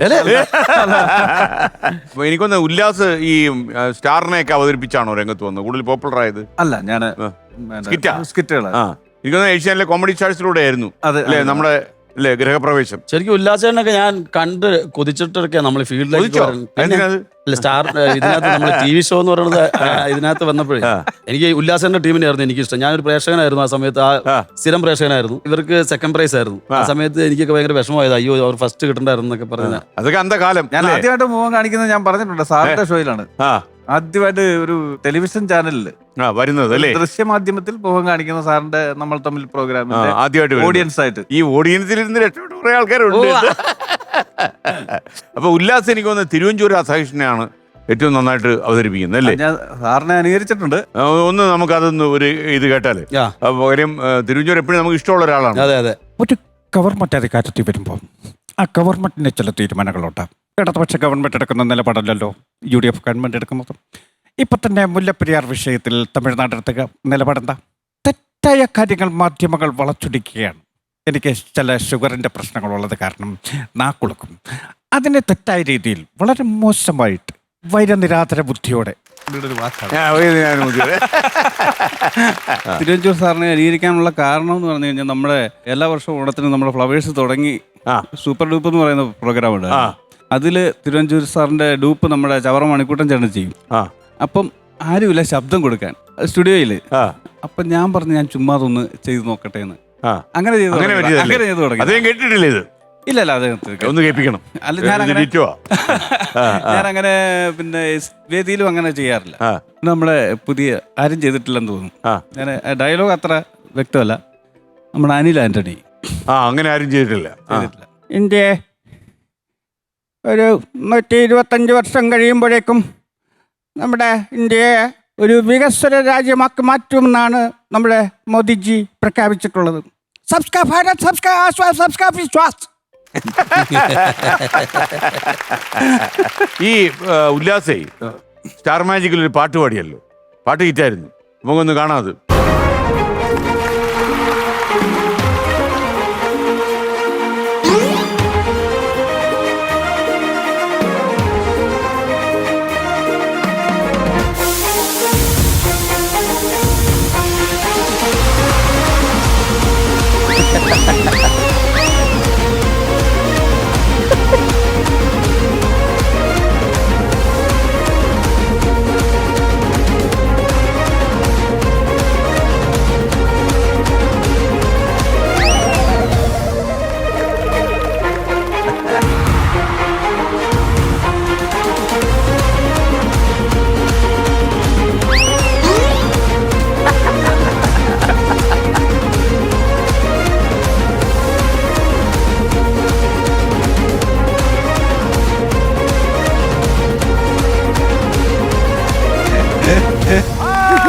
സത്യത്തിൽ ഇതുകൊണ്ട് എന്താ ഉദ്ദേശിച്ചത്?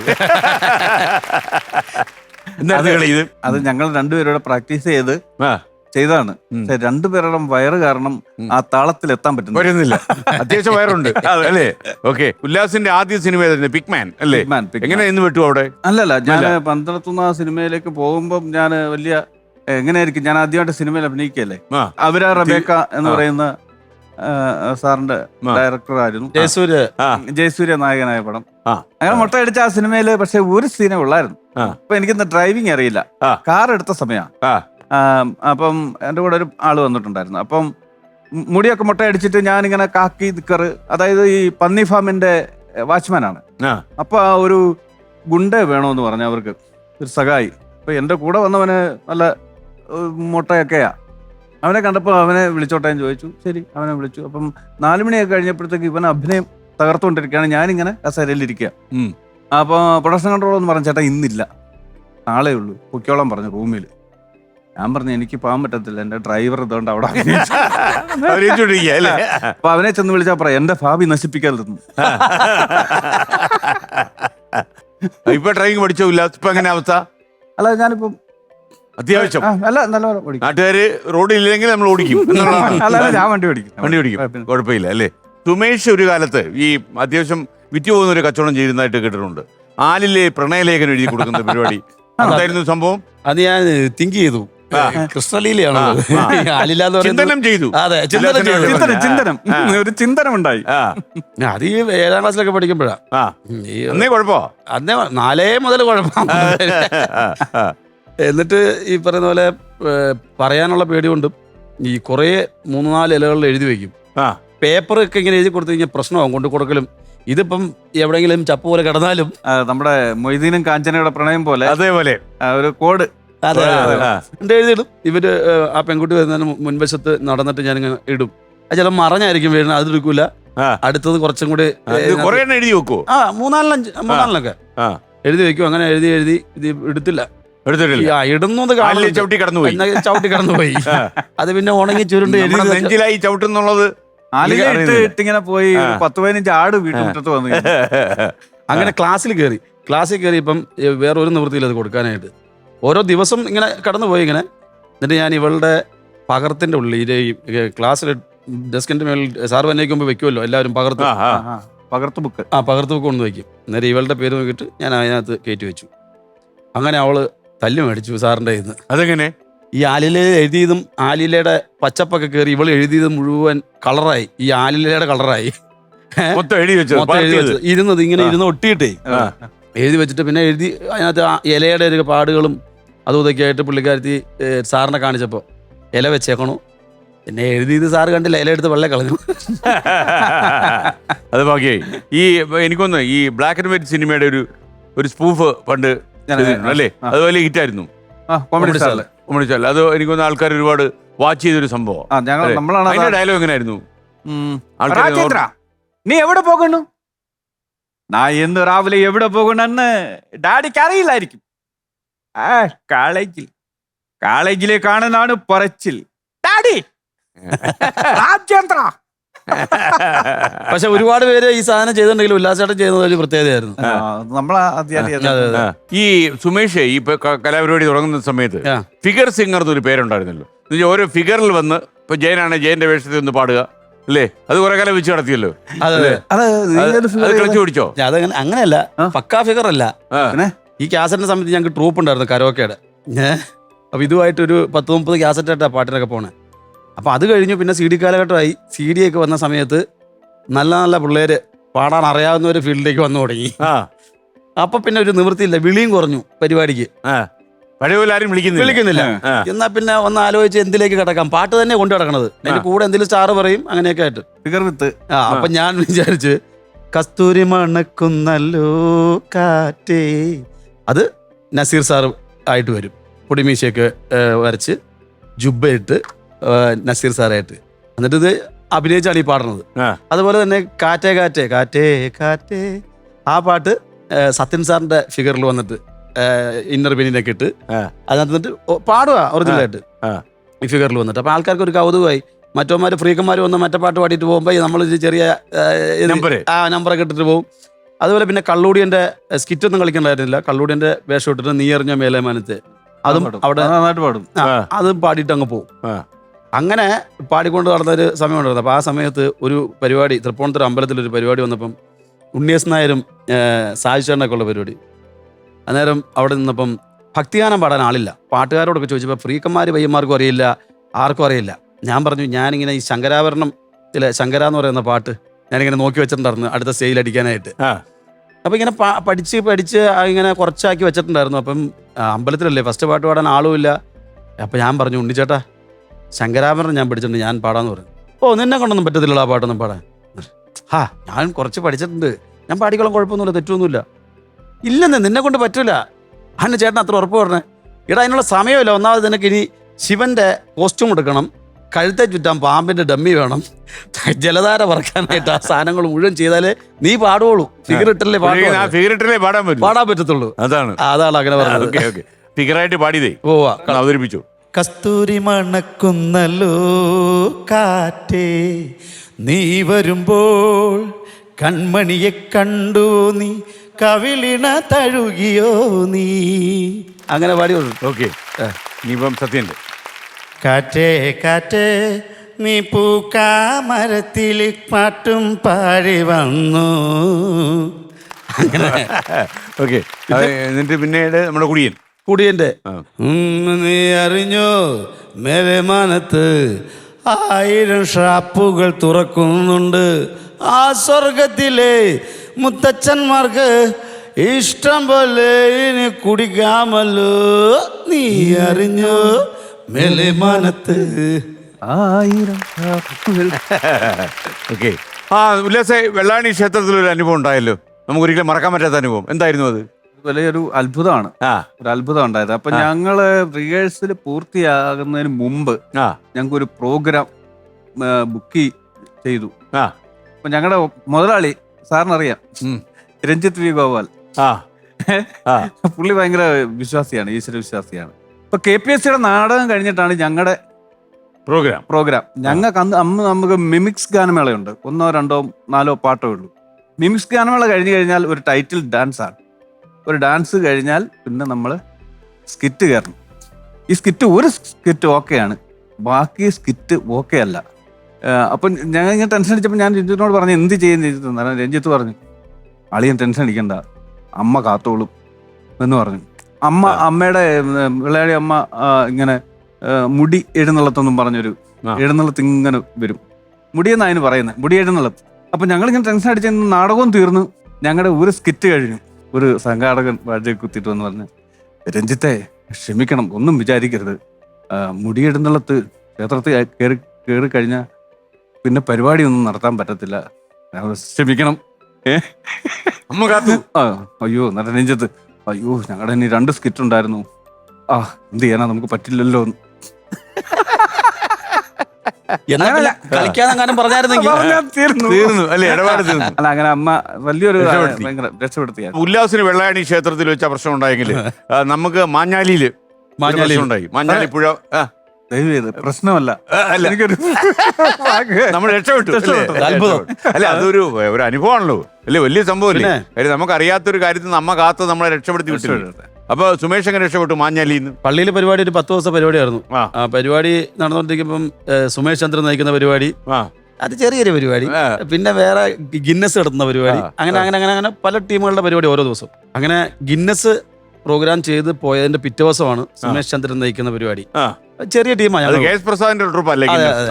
അപ്പം അതിനകത്ത് ഉണ്ണിയസ് നായർ ഇവരെ കൂട്ടിയിട്ട് ഒരു സ്കിറ്റ് കളിക്കുന്നുണ്ട്, ഒരു പോലീസ് സ്റ്റേഷൻ. ഈ പോലീസ് സ്റ്റേഷൻ ഇവര് കളിക്കാൻ നമ്മളെ വേറെ അവർ പോയ ലെവലിലേക്ക് അല്ലല്ലോ, നമ്മളെ വേറെ ചെറിയ ടീമായിട്ട് ഇട്ടേക്കണത്. അപ്പൊ അങ്ങനെയൊക്കെയുള്ള സ്ഥലത്ത് നമ്മളെ വിളിക്കുള്ളൂ. ഇവിടെ ഗിന്നസ് കളിച്ചിട്ട് പോയത് നമുക്കറിയാൻ പാടില്ല. അപ്പൊ അവര് കളിക്കുന്ന പോലീസ് സ്റ്റേഷൻ ഞാനും കളിക്കുന്നുണ്ട്. അന്ന് അവര് പോലീസ് സ്റ്റേഷൻ കളിച്ചിട്ട് തലേദിവസം കളിച്ചിട്ട് പോയി, നമ്മൾ അറിയുന്നില്ല. നമ്മൾ പോലീസ് സ്റ്റേഷൻ അനൗൺസ് ചെയ്യുന്നു, എന്താ പറയുക, വനിതാ കോൺസ്റ്റബിളും പ്രതിയൊക്കെ ആയിട്ട് സ്റ്റാർട്ട് ചെയ്തു പരിപാടി. അവരങ്ങ് കയറി, മൈക്കിലേക്ക് കയറി. അതേ കണ്ട ആൾക്കാരെ അവിടെ ഇരിക്കുന്നത്, അതേ കണ്ട ആൾക്കാരെ ഇരിക്കണേ. അതിന്റെ ഇവര് ചെറിയൊരു ഇത് കഴിയുമ്പോഴത്തേക്കും SIയുടെ എൻട്രിയാ. SI ഞാൻ പുറത്ത് ബാക്കറ്ററിന്റെ വെളിയിൽ ഇങ്ങനെ നിൽക്കുന്നു കയറാനായിട്ട്. കൃത്യസമയത്ത് ഒരു ആർട്ടിസ്റ്റ് വന്നിട്ട് എൻ്റെ അടുത്തെന്ന് പറയുന്നു, സുമേഷ ഈ സ്കിറ്റ് ഇന്നലെ ഗിന്നസ് കളിച്ചിട്ട് പോയതാന്ന് പറഞ്ഞു. എനിക്ക് കേറാൻ പറ്റും സാധനം.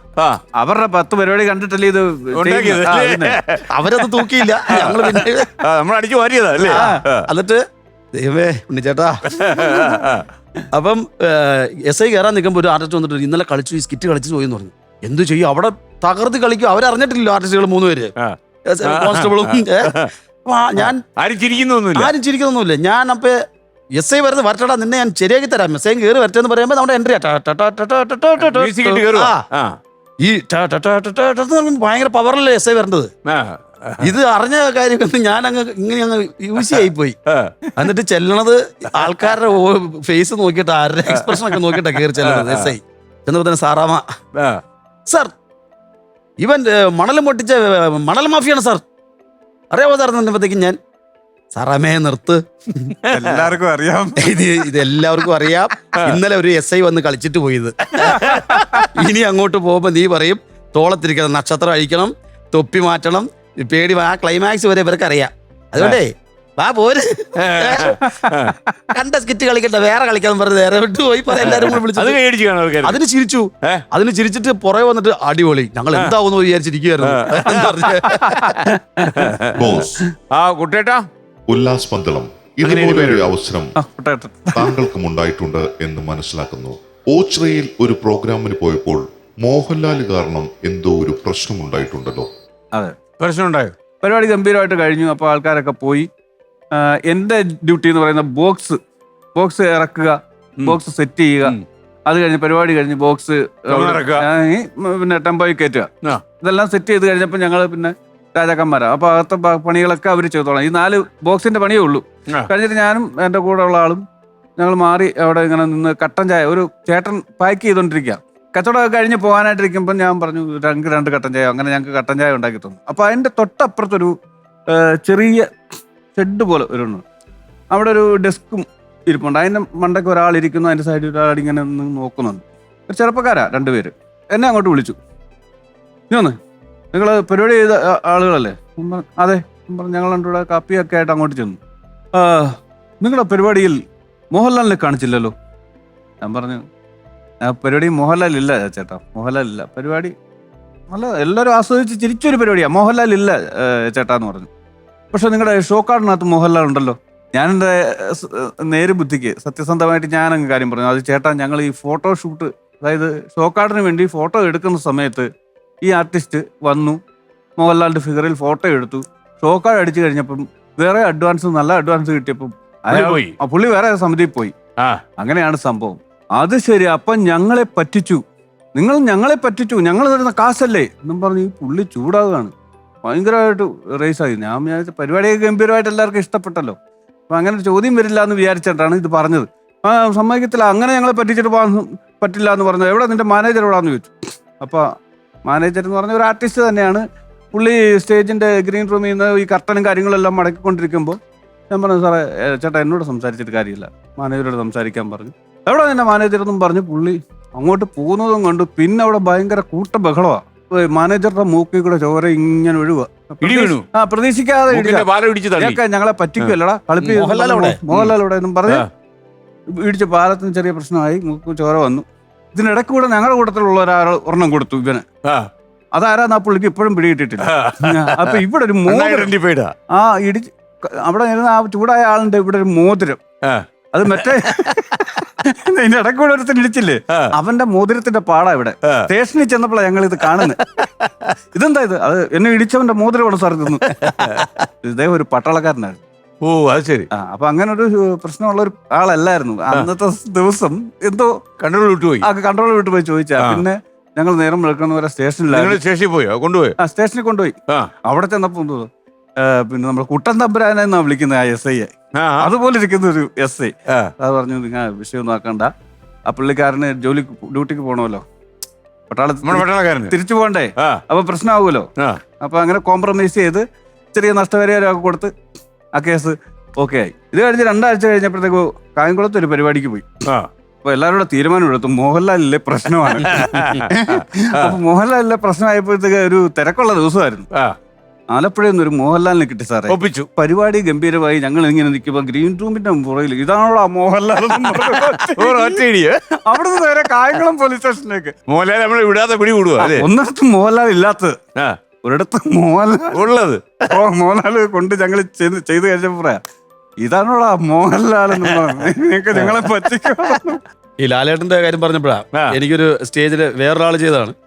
ഞാനും ഉണ്ടാ പ്രോഗ്രാമിന്. അപ്പം ലാലേട്ടന്റെ ഫിഗർ, അപ്പൊ ആ സമയത്ത് പുലിമുരുകൻ ഹിറ്റായിട്ട് നിൽക്കുക. അപ്പം പിള്ളേരുടെ മനസ്സിലും എല്ലാവരും പുലിയെ പിടിക്കുന്ന വല്ല അതിസാഹസികമായിട്ടുള്ള സംഭവ വേഷവും മറ്റേ കത്തെറിയുന്നു ഇതൊക്കെയല്ലേ, ചൂലൊക്കെ എറിയുന്നു. അപ്പൊ ഇങ്ങനെ ഒരു ക്യാരക്ടറാണല്ലോ എന്നെ പുലിയെ പിടിക്കുന്ന ആള്. അപ്പം അടുത്തത് പുലിമുരുകൻ, മുരുക മുരുക പുലി മുരുക, അതിനുവേണ്ടി വെയിറ്റിംഗ് ആൾക്കാർ.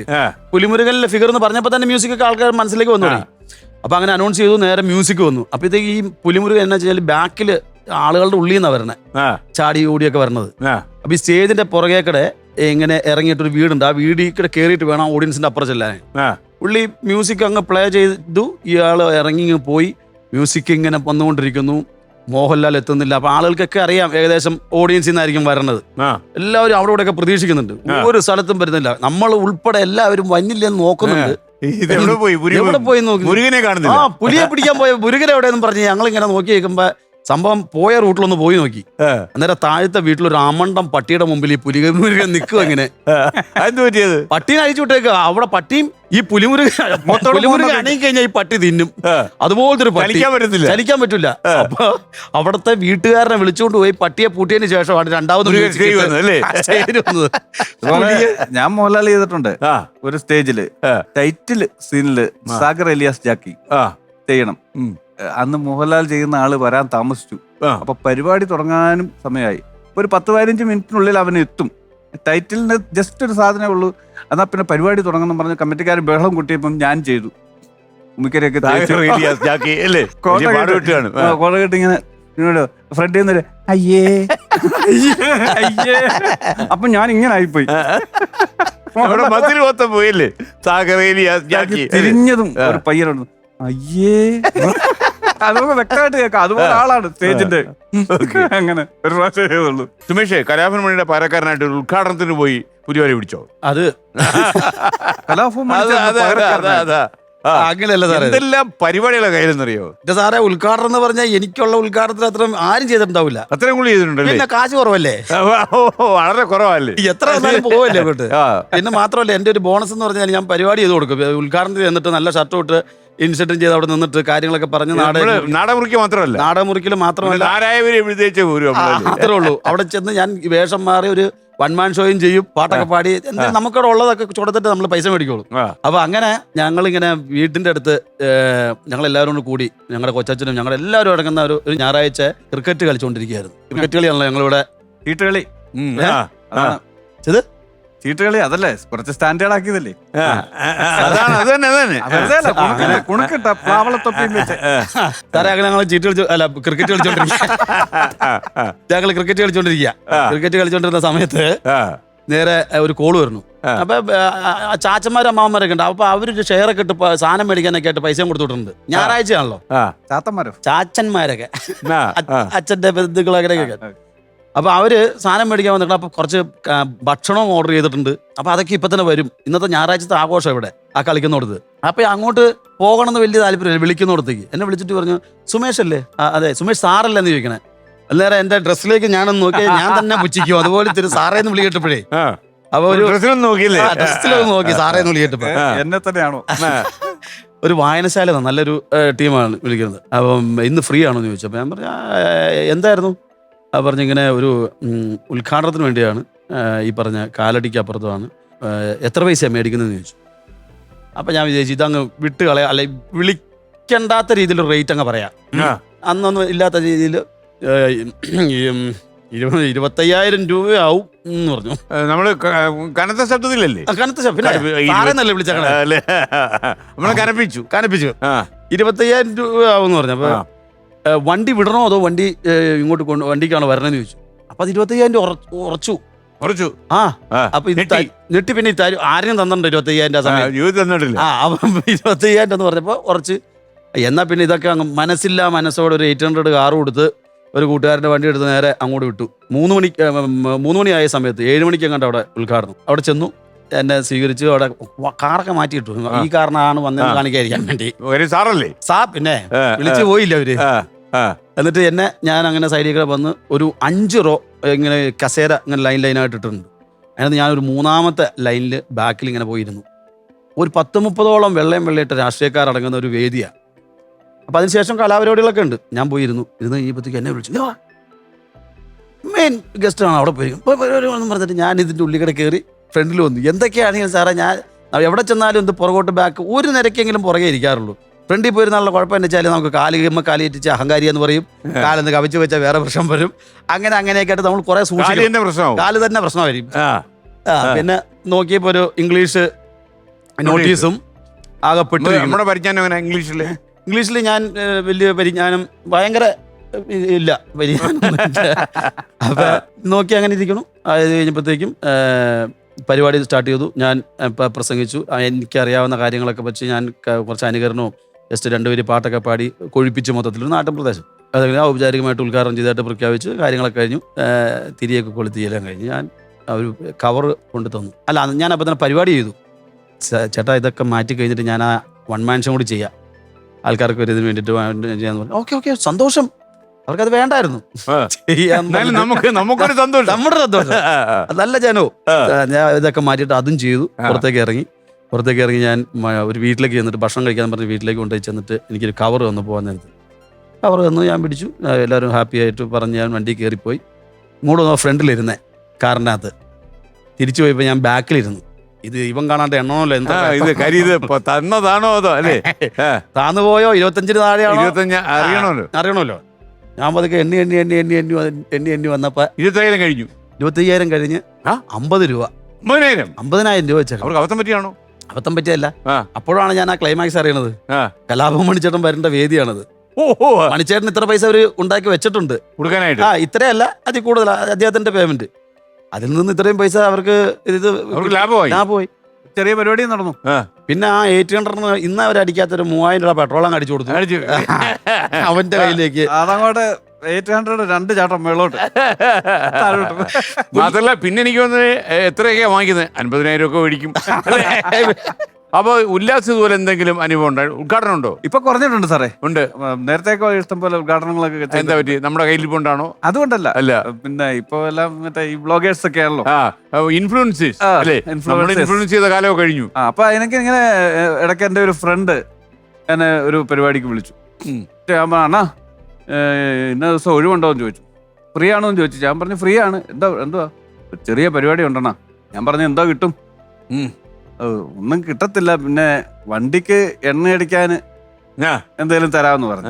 എന്നാ ഒരു കാര്യം ചെയ്യ്, ഞാൻ വണ്ടി അങ്ങോട്ട് വിടാം, എണ്ണ അടിച്ചിട്ട് ആ സ്റ്റേജിന്റെ ചുറ്റും ഒന്ന് കറക്കിയിട്ട് ഇനി വിട്ടേക്കാൻ പറഞ്ഞു. പിന്നെ ഞാൻ പോയി ചെയ്തു കൊടുത്തു. ഹലോ കുട്ടേട്ടാ, എന്താ പറയാൻ വന്നല്ലോ? ഉല്ലാസ് പന്തളം, താങ്കൾ ഗവിയിലേക്ക് ഒരിക്കൽ ഒറ്റക്ക് വാഹനം ഓടിച്ചു പോയപ്പോൾ ഗൂഗിൾ മാപ്പ് താങ്കളെ ചതിച്ചോ? എങ്ങോട്ട് പോയി? ഗവിന്ന് ഞാനൊരു പടത്തിന്റെ ഷൂട്ട്. അപ്പം 2 ദിവസം ഷൂട്ടായിരുന്നു. രണ്ടാമത്തെ ദിവസം ഷൂട്ട് കഴിഞ്ഞപ്പോഴത്തേക്ക് എനിക്ക് വാഗമണ് പോകണം. വാഗമണ് ഒരു പടത്തിന്റെ നൈറ്റ് ഷൂട്ടുണ്ട്. ഗവിന്ന് എനിക്ക് വാഗമൺ എത്താൻ വേണ്ടി ഞാനിങ്ങനെ കുമളി ജംഗ്ഷനിൽ വന്നിട്ട് ഇങ്ങനെ തിരക്കി എളുപ്പ വഴി. ഇപ്പോൾ ഒരാൾ പറഞ്ഞു ഈ വഴി പോയാൽ എളുപ്പമാണ്, പക്ഷെ ഇപ്പം ആ റോഡും മോശമാണ്, അങ്ങനെ പോകണ്ടെന്ന് പറഞ്ഞു. പക്ഷെ നമുക്ക് സമയത്തിന് എത്തേണ്ടത് കൊണ്ട് ഞാൻ ഗൂഗിൾ മാപ്പ് വിട്ടിട്ട് പോയി, ആ വഴി പോയി. ഇത് തമാശ അല്ല സാറേ, ഇതൊരു ഭയങ്കര ഭീകരമായ ഒരു അവസ്ഥയായിരുന്നു എനിക്ക്. കുറേ ദൂരം പോയി കഴിഞ്ഞേക്ക് ഇപ്പോൾ ഓഫ് റോഡായി, പൊട്ടിപ്പൊളിഞ്ഞ വഴികളാണ്. കുറേ കാലമായിട്ട് അങ്ങനെ വണ്ടികളൊന്നും അതുവഴി പോകുന്നില്ല. പെട്ടെന്ന് പോകണമെന്നുള്ളത് കൊണ്ട് ഞാൻ ഇങ്ങനെ പോയി.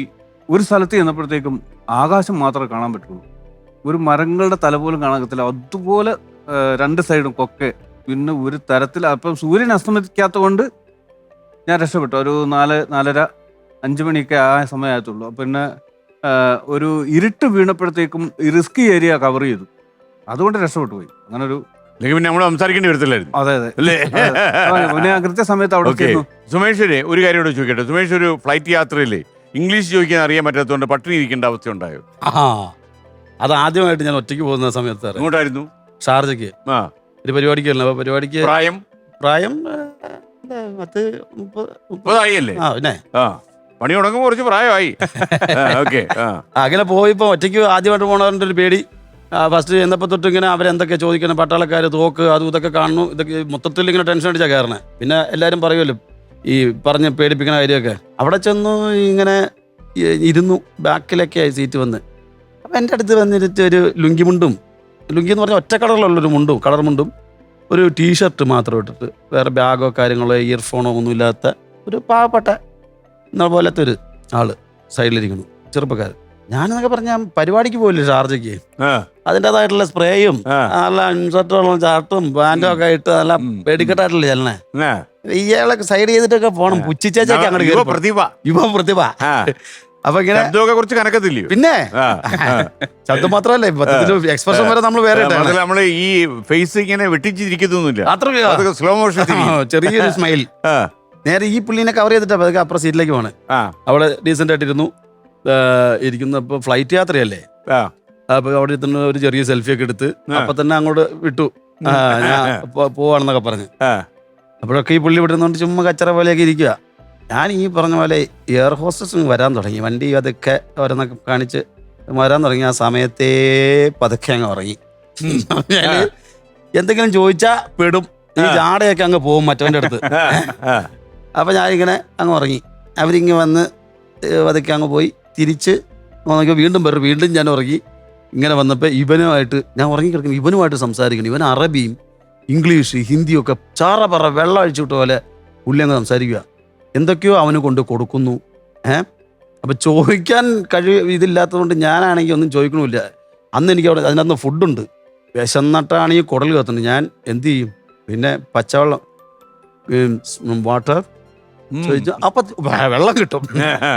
വെള്ളം കിട്ടി. വെള്ളം കുടിച്ച് സൈഡിൽ ഇങ്ങനെ ഇരുന്ന് കഴിഞ്ഞപ്പോഴത്തേക്കും എനിക്ക് തോന്നൽ വിശപ്പ് പിന്നെയും കൂടുക. ഞാൻ ഈ പുള്ളിയോട് സാർ സാർ പിന്നെ കയ്യിൽ കൊടുത്ത പാർട്ടിയാ മറ്റേ ഈ സൈഡിൽ നിന്നുള്ള ചിരിയൊക്കെ വിട്ടിട്ട് കംപ്ലീറ്റ് ആയിട്ട് തിരിഞ്ഞിരുന്നു ചമ്പരപ്പടിയിട്ട്. വേഷം കൊണ്ട് ഒരാളെ അളക്കാൻ പാടില്ല. എന്നിട്ട് ഞാൻ ഇവിടെ ചോദിച്ചു മലയാളി? അതെ മലയാളി. ആ നീ എനിക്ക് ഫുഡ് ഉണ്ടോ എന്ന് ചോദിക്കാമോ? വിശന്നിട്ട് പാടില്ല. എവിടെ പോന്നു?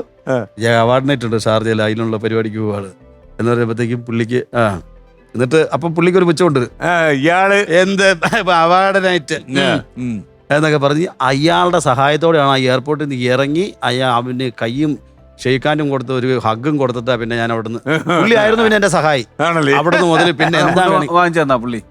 എനിക്കുണ്ടായിരുന്നു. അത് അവരോട് സംസാരിച്ച് വാങ്ങിച്ചു തന്നു. അപ്പൊ നമുക്ക് ഉല്ലാസം ഒരു പാട്ടും കൂടെ കേട്ട്, ഉല്ലാസിന്റെ ഒരു പാട്ടും കൂടെ കേട്ട് പ്രേക്ഷകരെ സന്തോഷിപ്പിച്ചിട്ട് മത്സരത്തിലേക്ക് കയറിയാലോ? ഒരു 2 വരി. സുറുമയെഴുതിയ മിഴികളെ പ്രണയമധുരത്തേൻ തുളുമ്പും സൂര്യകാന്തി പൂക്കളെ സുറുമയെഴുതിയ മിഴികളെ പ്രണയമധുരത്തേൻ തുളുമ്പും സൂര്യകാന്തി പൂക്കളെ സുറുമയെഴുതിയ മിഴികളെ. Okay, thank you. അപ്പോ ഞാനും പാട്ട് പാടാറുണ്ട്. സുമേഷേ, ഒരു പാട്ടൊക്കെ പാടി പ്രേക്ഷകരെ ആനന്ദിപ്പിച്ചല്ലേ കോടിയിലേക്കുള്ള മത്സരത്തിലേക്ക് പോകാം നമുക്ക്. അതാണ് പക്ഷേ ഈ ഉല്ലാസേട്ടൻ പാടി നീ പാടിയില്ലെന്ന് പറഞ്ഞിട്ട് എന്റെ പ്രേക്ഷകർ എന്നോട് അതെ അവർ ചോദിക്കും ഇയാൾ എന്ത് മനുഷ്യൻ പാടാത്ത വീട്ടിൽ ചോദിക്കും. വേറെ ആരുമല്ല. പാട്ടേരിയാണോ ഭാര്യ? അല്ലല്ല, എന്റെ പാട്ടിനെയാണല്ലോ ആദ്യം ഇഷ്ടപ്പെട്ടത്. ഇപ്പൊ ഒരു അഭിപ്രായം വന്നു കാണും. ഇപ്പൊ എപ്പോഴും പറയും പാട്ടിന് പോടാ. അല്ല, ഇപ്പൊ ഒരു അഭിപ്രായമായി കാണും.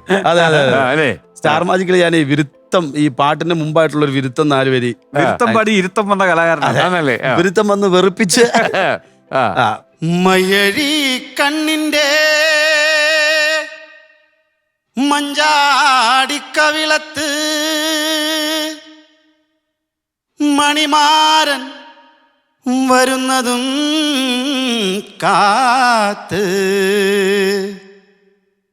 കസ്തൂരി നിലാവിൻ്റെ കനവ് പുൽപ്പായയിൽ ഉറങ്ങാതിരുന്നോളെ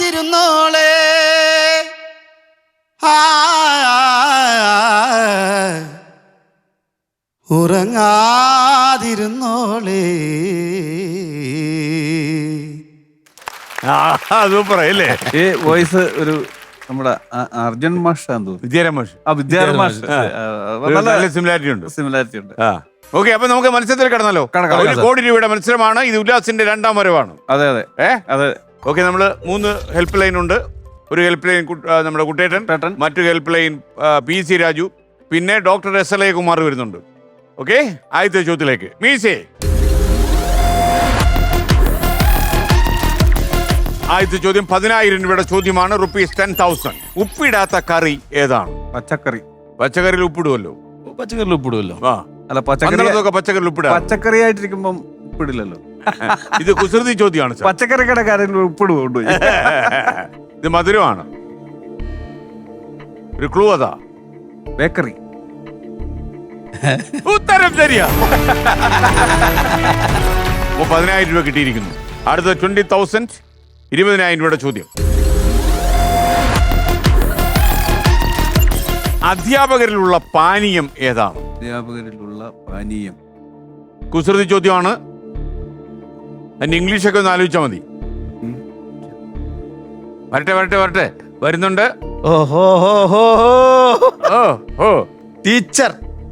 ടീച്ചർ. അതാണ് 20,000 രൂപ. നമ്മൾ ഇനി 30,000 രൂപയുടെ ചോദ്യത്തിലേക്ക് 30,000. അങ്ങോട്ട് നോക്കിയാൽ LED ഒരു ചില്ല് കാണിച്ചു തരാം. അങ്ങോട്ട് നോക്കിക്കോളൂ. ഇതറിയാം. ഈ ചിത്രങ്ങളിൽ നിന്നും കണ്ടെത്താൻ പറ്റുന്ന ഒരു മലയാള സിനിമ ഏതാണ്? മഴ ആ തുള്ളി ആ, കിലുക്കം. മഴത്തുള്ളി കിലുക്കം. Correct. ഇനി നമ്മൾ 40,000 റുപ്പീസിലേക്ക് ചോദ്യം. 40,000 രൂപയുടെ ചോദ്യം. ഒരു ഓഡിയോ കേൾപ്പിച്ചു തരാം. ഒരു ഓഡിയോ പ്ലേ.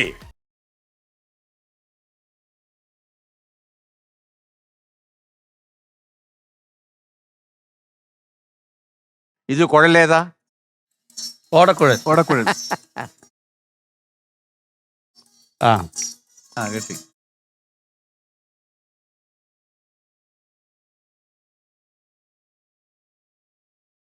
കിട്ടിയോ?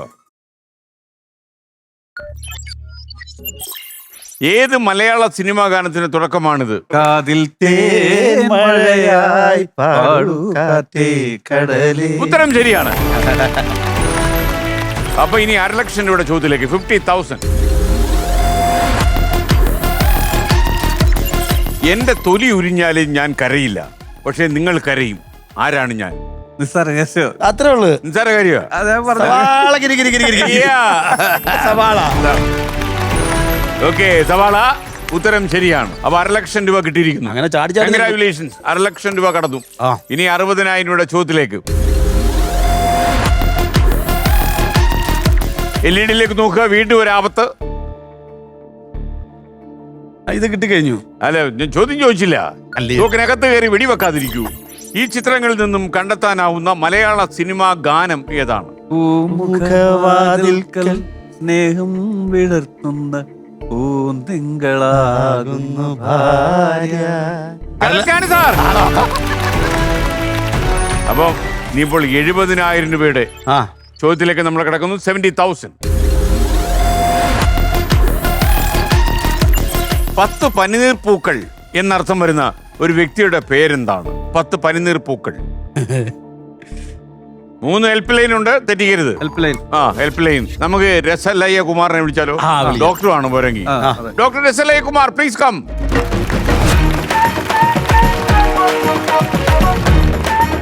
നമസ്കാരം. രസവും ലയം ഉണ്ടല്ലോ ഇപ്പോഴും. നമസ്കാരം. രസഗുള സാർ. രസലയ്യ കുമാർ. നമസ്കാരം. തെറ്റിക്കണ്ട, രസഗുളയല്ല, രസലയ്യ കുമാർ. ഞാൻ എന്ത് സഹായമാണ് ചെയ്യുന്നത്? ഞങ്ങളിലേക്ക് ലയിച്ചു തരണം. ഞാൻ ലയിച്ചങ്ങലിയും. അതെ, ഈ 10 പനിനീർ പൂക്കൾ എന്നർത്ഥം വരുന്ന ഒരു വ്യക്തിയുടെ പേര്. അയ്യോ, വളരെ സിമ്പിൾ ആയിട്ടുള്ള ചോദ്യമാണ്. വളരെ സിമ്പിൾ ആണ്. ഉത്തരവും വളരെ സിമ്പിൾ ആണ്. ഈ പനിനീർ പൂക്കളെ ഇംഗ്ലീഷിൽ എന്താണ് പറയുന്നത്? റോസ്. റോസ്. അപ്പോൾ 10 പനിനീർ പൂക്കൾ എന്ന് പറയുമ്പോൾ മലയാളവും ഇംഗ്ലീഷും കൂടെ മിക്സ് ചെയ്തൊന്ന് പറഞ്ഞു നോക്കൂ. പത്രോസ്. യെസ്. ഓ, എന്നാണ്? ഓ, Rasalayya Kumar, you are a great man. അതെല്ലാം വന്ന വഴിക്ക് ഞങ്ങളുടെ BP ഒന്ന് ചെക്ക് ചെയ്തു. അത്ര ടെൻഷൻ ആയിട്ട് നിൽക്കായിരുന്നു. നിങ്ങൾ ഇവിടെ ജനിക്കുന്നുണ്ടോ? അല്ല, തീർച്ചയായിട്ടും പലരും പറയും. പെനാങ്കി പോകേണ്ട ആളാ അല്ലേ?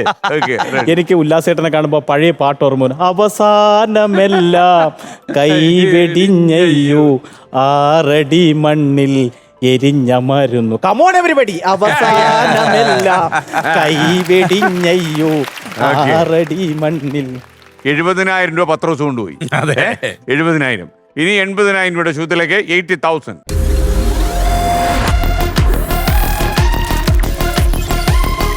നിങ്ങളുടെ സഹോദരിയുടെ ഭർത്താവിന്റെ അമ്മായിയമ്മയെ നിങ്ങൾ എന്ത് വിളിക്കും? നിങ്ങളുടെ സഹോദരിയുടെ ഭർത്താവിന്റെ അമ്മായിയമ്മയെ നിങ്ങൾ എന്ത് വിളിക്കും? അമ്മ. അമ്മയാണോ? അമ്മ. അമ്മയാണോ സത്യം? അമ്മയാണ് നമ്മുടെ അമ്മയുടെ അല്ല, ഞങ്ങളുടെ പെങ്ങളല്ലേ അത്? ഉത്തരം ശരിയാണ്. അമ്മയാണ് ശരി ഉത്തരം. ഓക്കെ, 1,00,000 രൂപയുടെ നമ്മൾ ബാലേന്ദ്രമേനെ ഓർമ്മിപ്പിക്കുന്നു. 1,00,000 രൂപയുടെ ചോദ്യത്തിലേക്കാണ് ഇനി കിടക്കുന്നത്. 1,00,000, 100,000 rupees. Congratulations.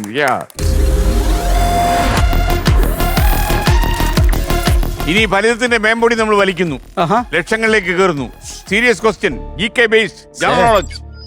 മലയാളികളുടെ പ്രിയപ്പെട്ട ഓണപ്പാട്ടായ പൂവിളി പൂവിളി പൊന്നോണമായി എന്ന ഗാനം എഴുതിയത് ആരാണ്? 1,00,000 രൂപയുടെ ചോദ്യമാണ്. തെറ്റിയാൽ 8,000 രൂപയായിട്ട് വീട്ടിലേക്ക് പന്തളം. ഓപ്ഷൻ എടുക്കാം. പഴത്തോട്ടം അഥവാ പന്തളം. പന്തളം വഴി പഴത്തോട്ടത്തേക്ക് പോകുന്ന നമുക്ക് കൂട്ടേട്ടൻ ഇപ്പൊ ഇവിടെ തന്നെ ഉണ്ടല്ലോ. PS രാജുവിനെ വിളിക്കാം. അപ്പൊ ഒരു കാര്യം ഞാൻ PS Raju, please connect me to PS Raju. PS Raju നമസ്കാരം. നമസ്കാരം സാർ. PS രാജു, നമ്മുടെ ഒരു ചോദ്യത്തിൽ കുരുങ്ങി നിൽക്കുക. മലയാളികളുടെ പ്രിയപ്പെട്ട ഓണപ്പാട്ട് പൂവിളി പൂവിളി പുന്നോണമായി, ഈ പാട്ട് എഴുതിയത് ആരാണെന്നാണ് ചോദ്യം. അയ്യോ, അത് ഉല്ലാസേട്ടന്റെ അയൽനാട്ടുകാരനാണ്. ഹരിപ്പാട് ജനിച്ച ഒരു വ്യക്തിയാണ് ഇദ്ദേഹം. ബന്ധുക്കൾ ശത്രുക്കൾ എന്ന സിനിമ സംവിധാനം ചെയ്തത് അറിയാം. ഇപ്പൊ മനസ്സിലായി. പറഞ്ഞോളൂ, ആരാണ്? ശ്രീകുമാരൻ തമ്പി. ശ്രീകുമാരൻ തമ്പി. ഓക്കെ, അപ്പോ 1 ലക്ഷം കഴിഞ്ഞു. ഇനി നമ്മൾ 2 ലക്ഷത്തിലേക്ക് കടക്കുന്നു. 2 lakhs.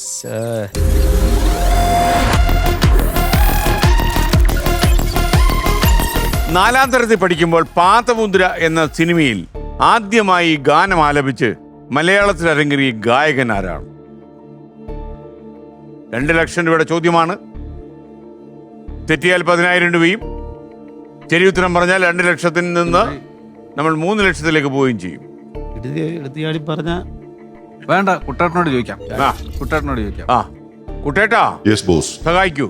തീർച്ചയായും. ഇദ്ദേഹം ഒരു തിരുവനന്തപുരംകാരനാണ്.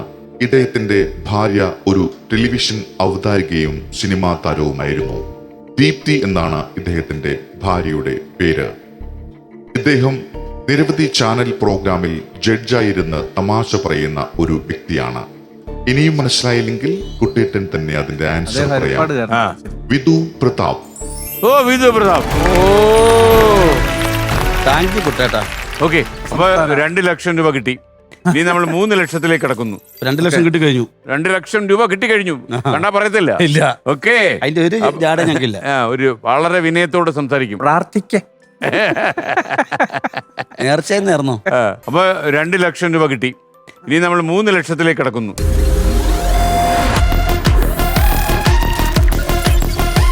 ഏറ്റവും പ്രായം കുറഞ്ഞ ദേശീയ സിനിമാ പുരസ്കാര ജേതാവായ വ്യക്തി ഏത് പ്രശസ്ത ഗായകന്റെ മകളാണ്? എന്റെ അറിവ് ശരിയാണെങ്കിൽ ഈ പ്രശസ്ത ഗായകനും ദേശീയ പുരസ്കാര ജേതാവാണ്. പരിപാടിക്ക് വിളിച്ചപ്പോ ഒരു PSC ടെസ്റ്റ് നടത്തുന്ന പുസ്തകം നോക്കി ഉള്ള ചോദ്യം മുഴുവൻ പഠിച്ചിട്ട് വരേണ്ട അവസ്ഥയല്ലേ? ഇതിനേക്കാൾ നല്ല പ്രോഗ്രാമിന് പോകുന്നതാന്ന് തോന്നുന്നു അല്ലേ? സാറേ, കമ്പള നിലവാരം ഇങ്ങനെയാണ്. നമുക്കിപ്പോ 3 ലക്ഷം രൂപയുടെ ചോദ്യത്തിലാണ് നിൽക്കുന്നത്. ശരി ഉത്തരം പറഞ്ഞാൽ നമ്മൾ 5 ലക്ഷത്തിലേക്ക് പോകും. ഒരു രക്ഷയില്ല. അതേസമയം നമുക്ക് തെറ്റിയാലോ നമ്മൾ 20,000 രൂപ കൊണ്ട് വീട്ടിലേക്ക് പോകും. പിന്മാറിയാൽ 1 ലക്ഷം രൂപയും കിട്ടും. പാട്ടും പാടി വീട്ടിൽ പോവാം. അറിയില്ല. അപ്പൊ നമുക്കിനി ഒറ്റ വഴിയേ ഉള്ളൂ, ക്വിറ്റ് ചെയ്യാം. അപ്പൊ സുമേഷ് ചന്ദ്രൻ എന്തെങ്കിലും ഉണ്ടോ? സുമേഷ് സുമേഷ് ചന്ദ്രൻ ഉല്ലാസ് പന്തളം. ഞാൻ മനസ്സിലാക്കുന്നത് നിങ്ങൾ രണ്ടുപേരും മാന്യമായിട്ട് ഈ പരിപാടിയിൽ നിന്ന് പിൻവാങ്ങുന്നു.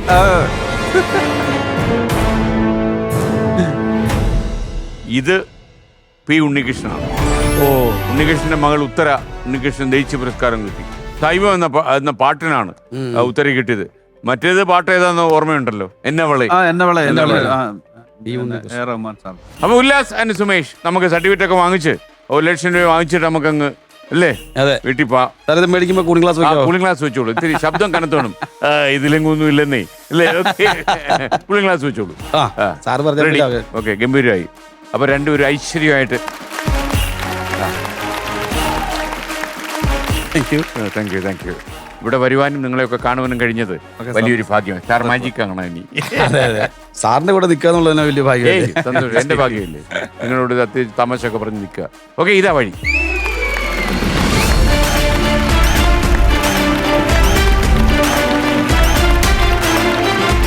ഇതാണ് സുമേഷ് ചന്ദ്രനും ഉല്ലാസ് പന്തളവും.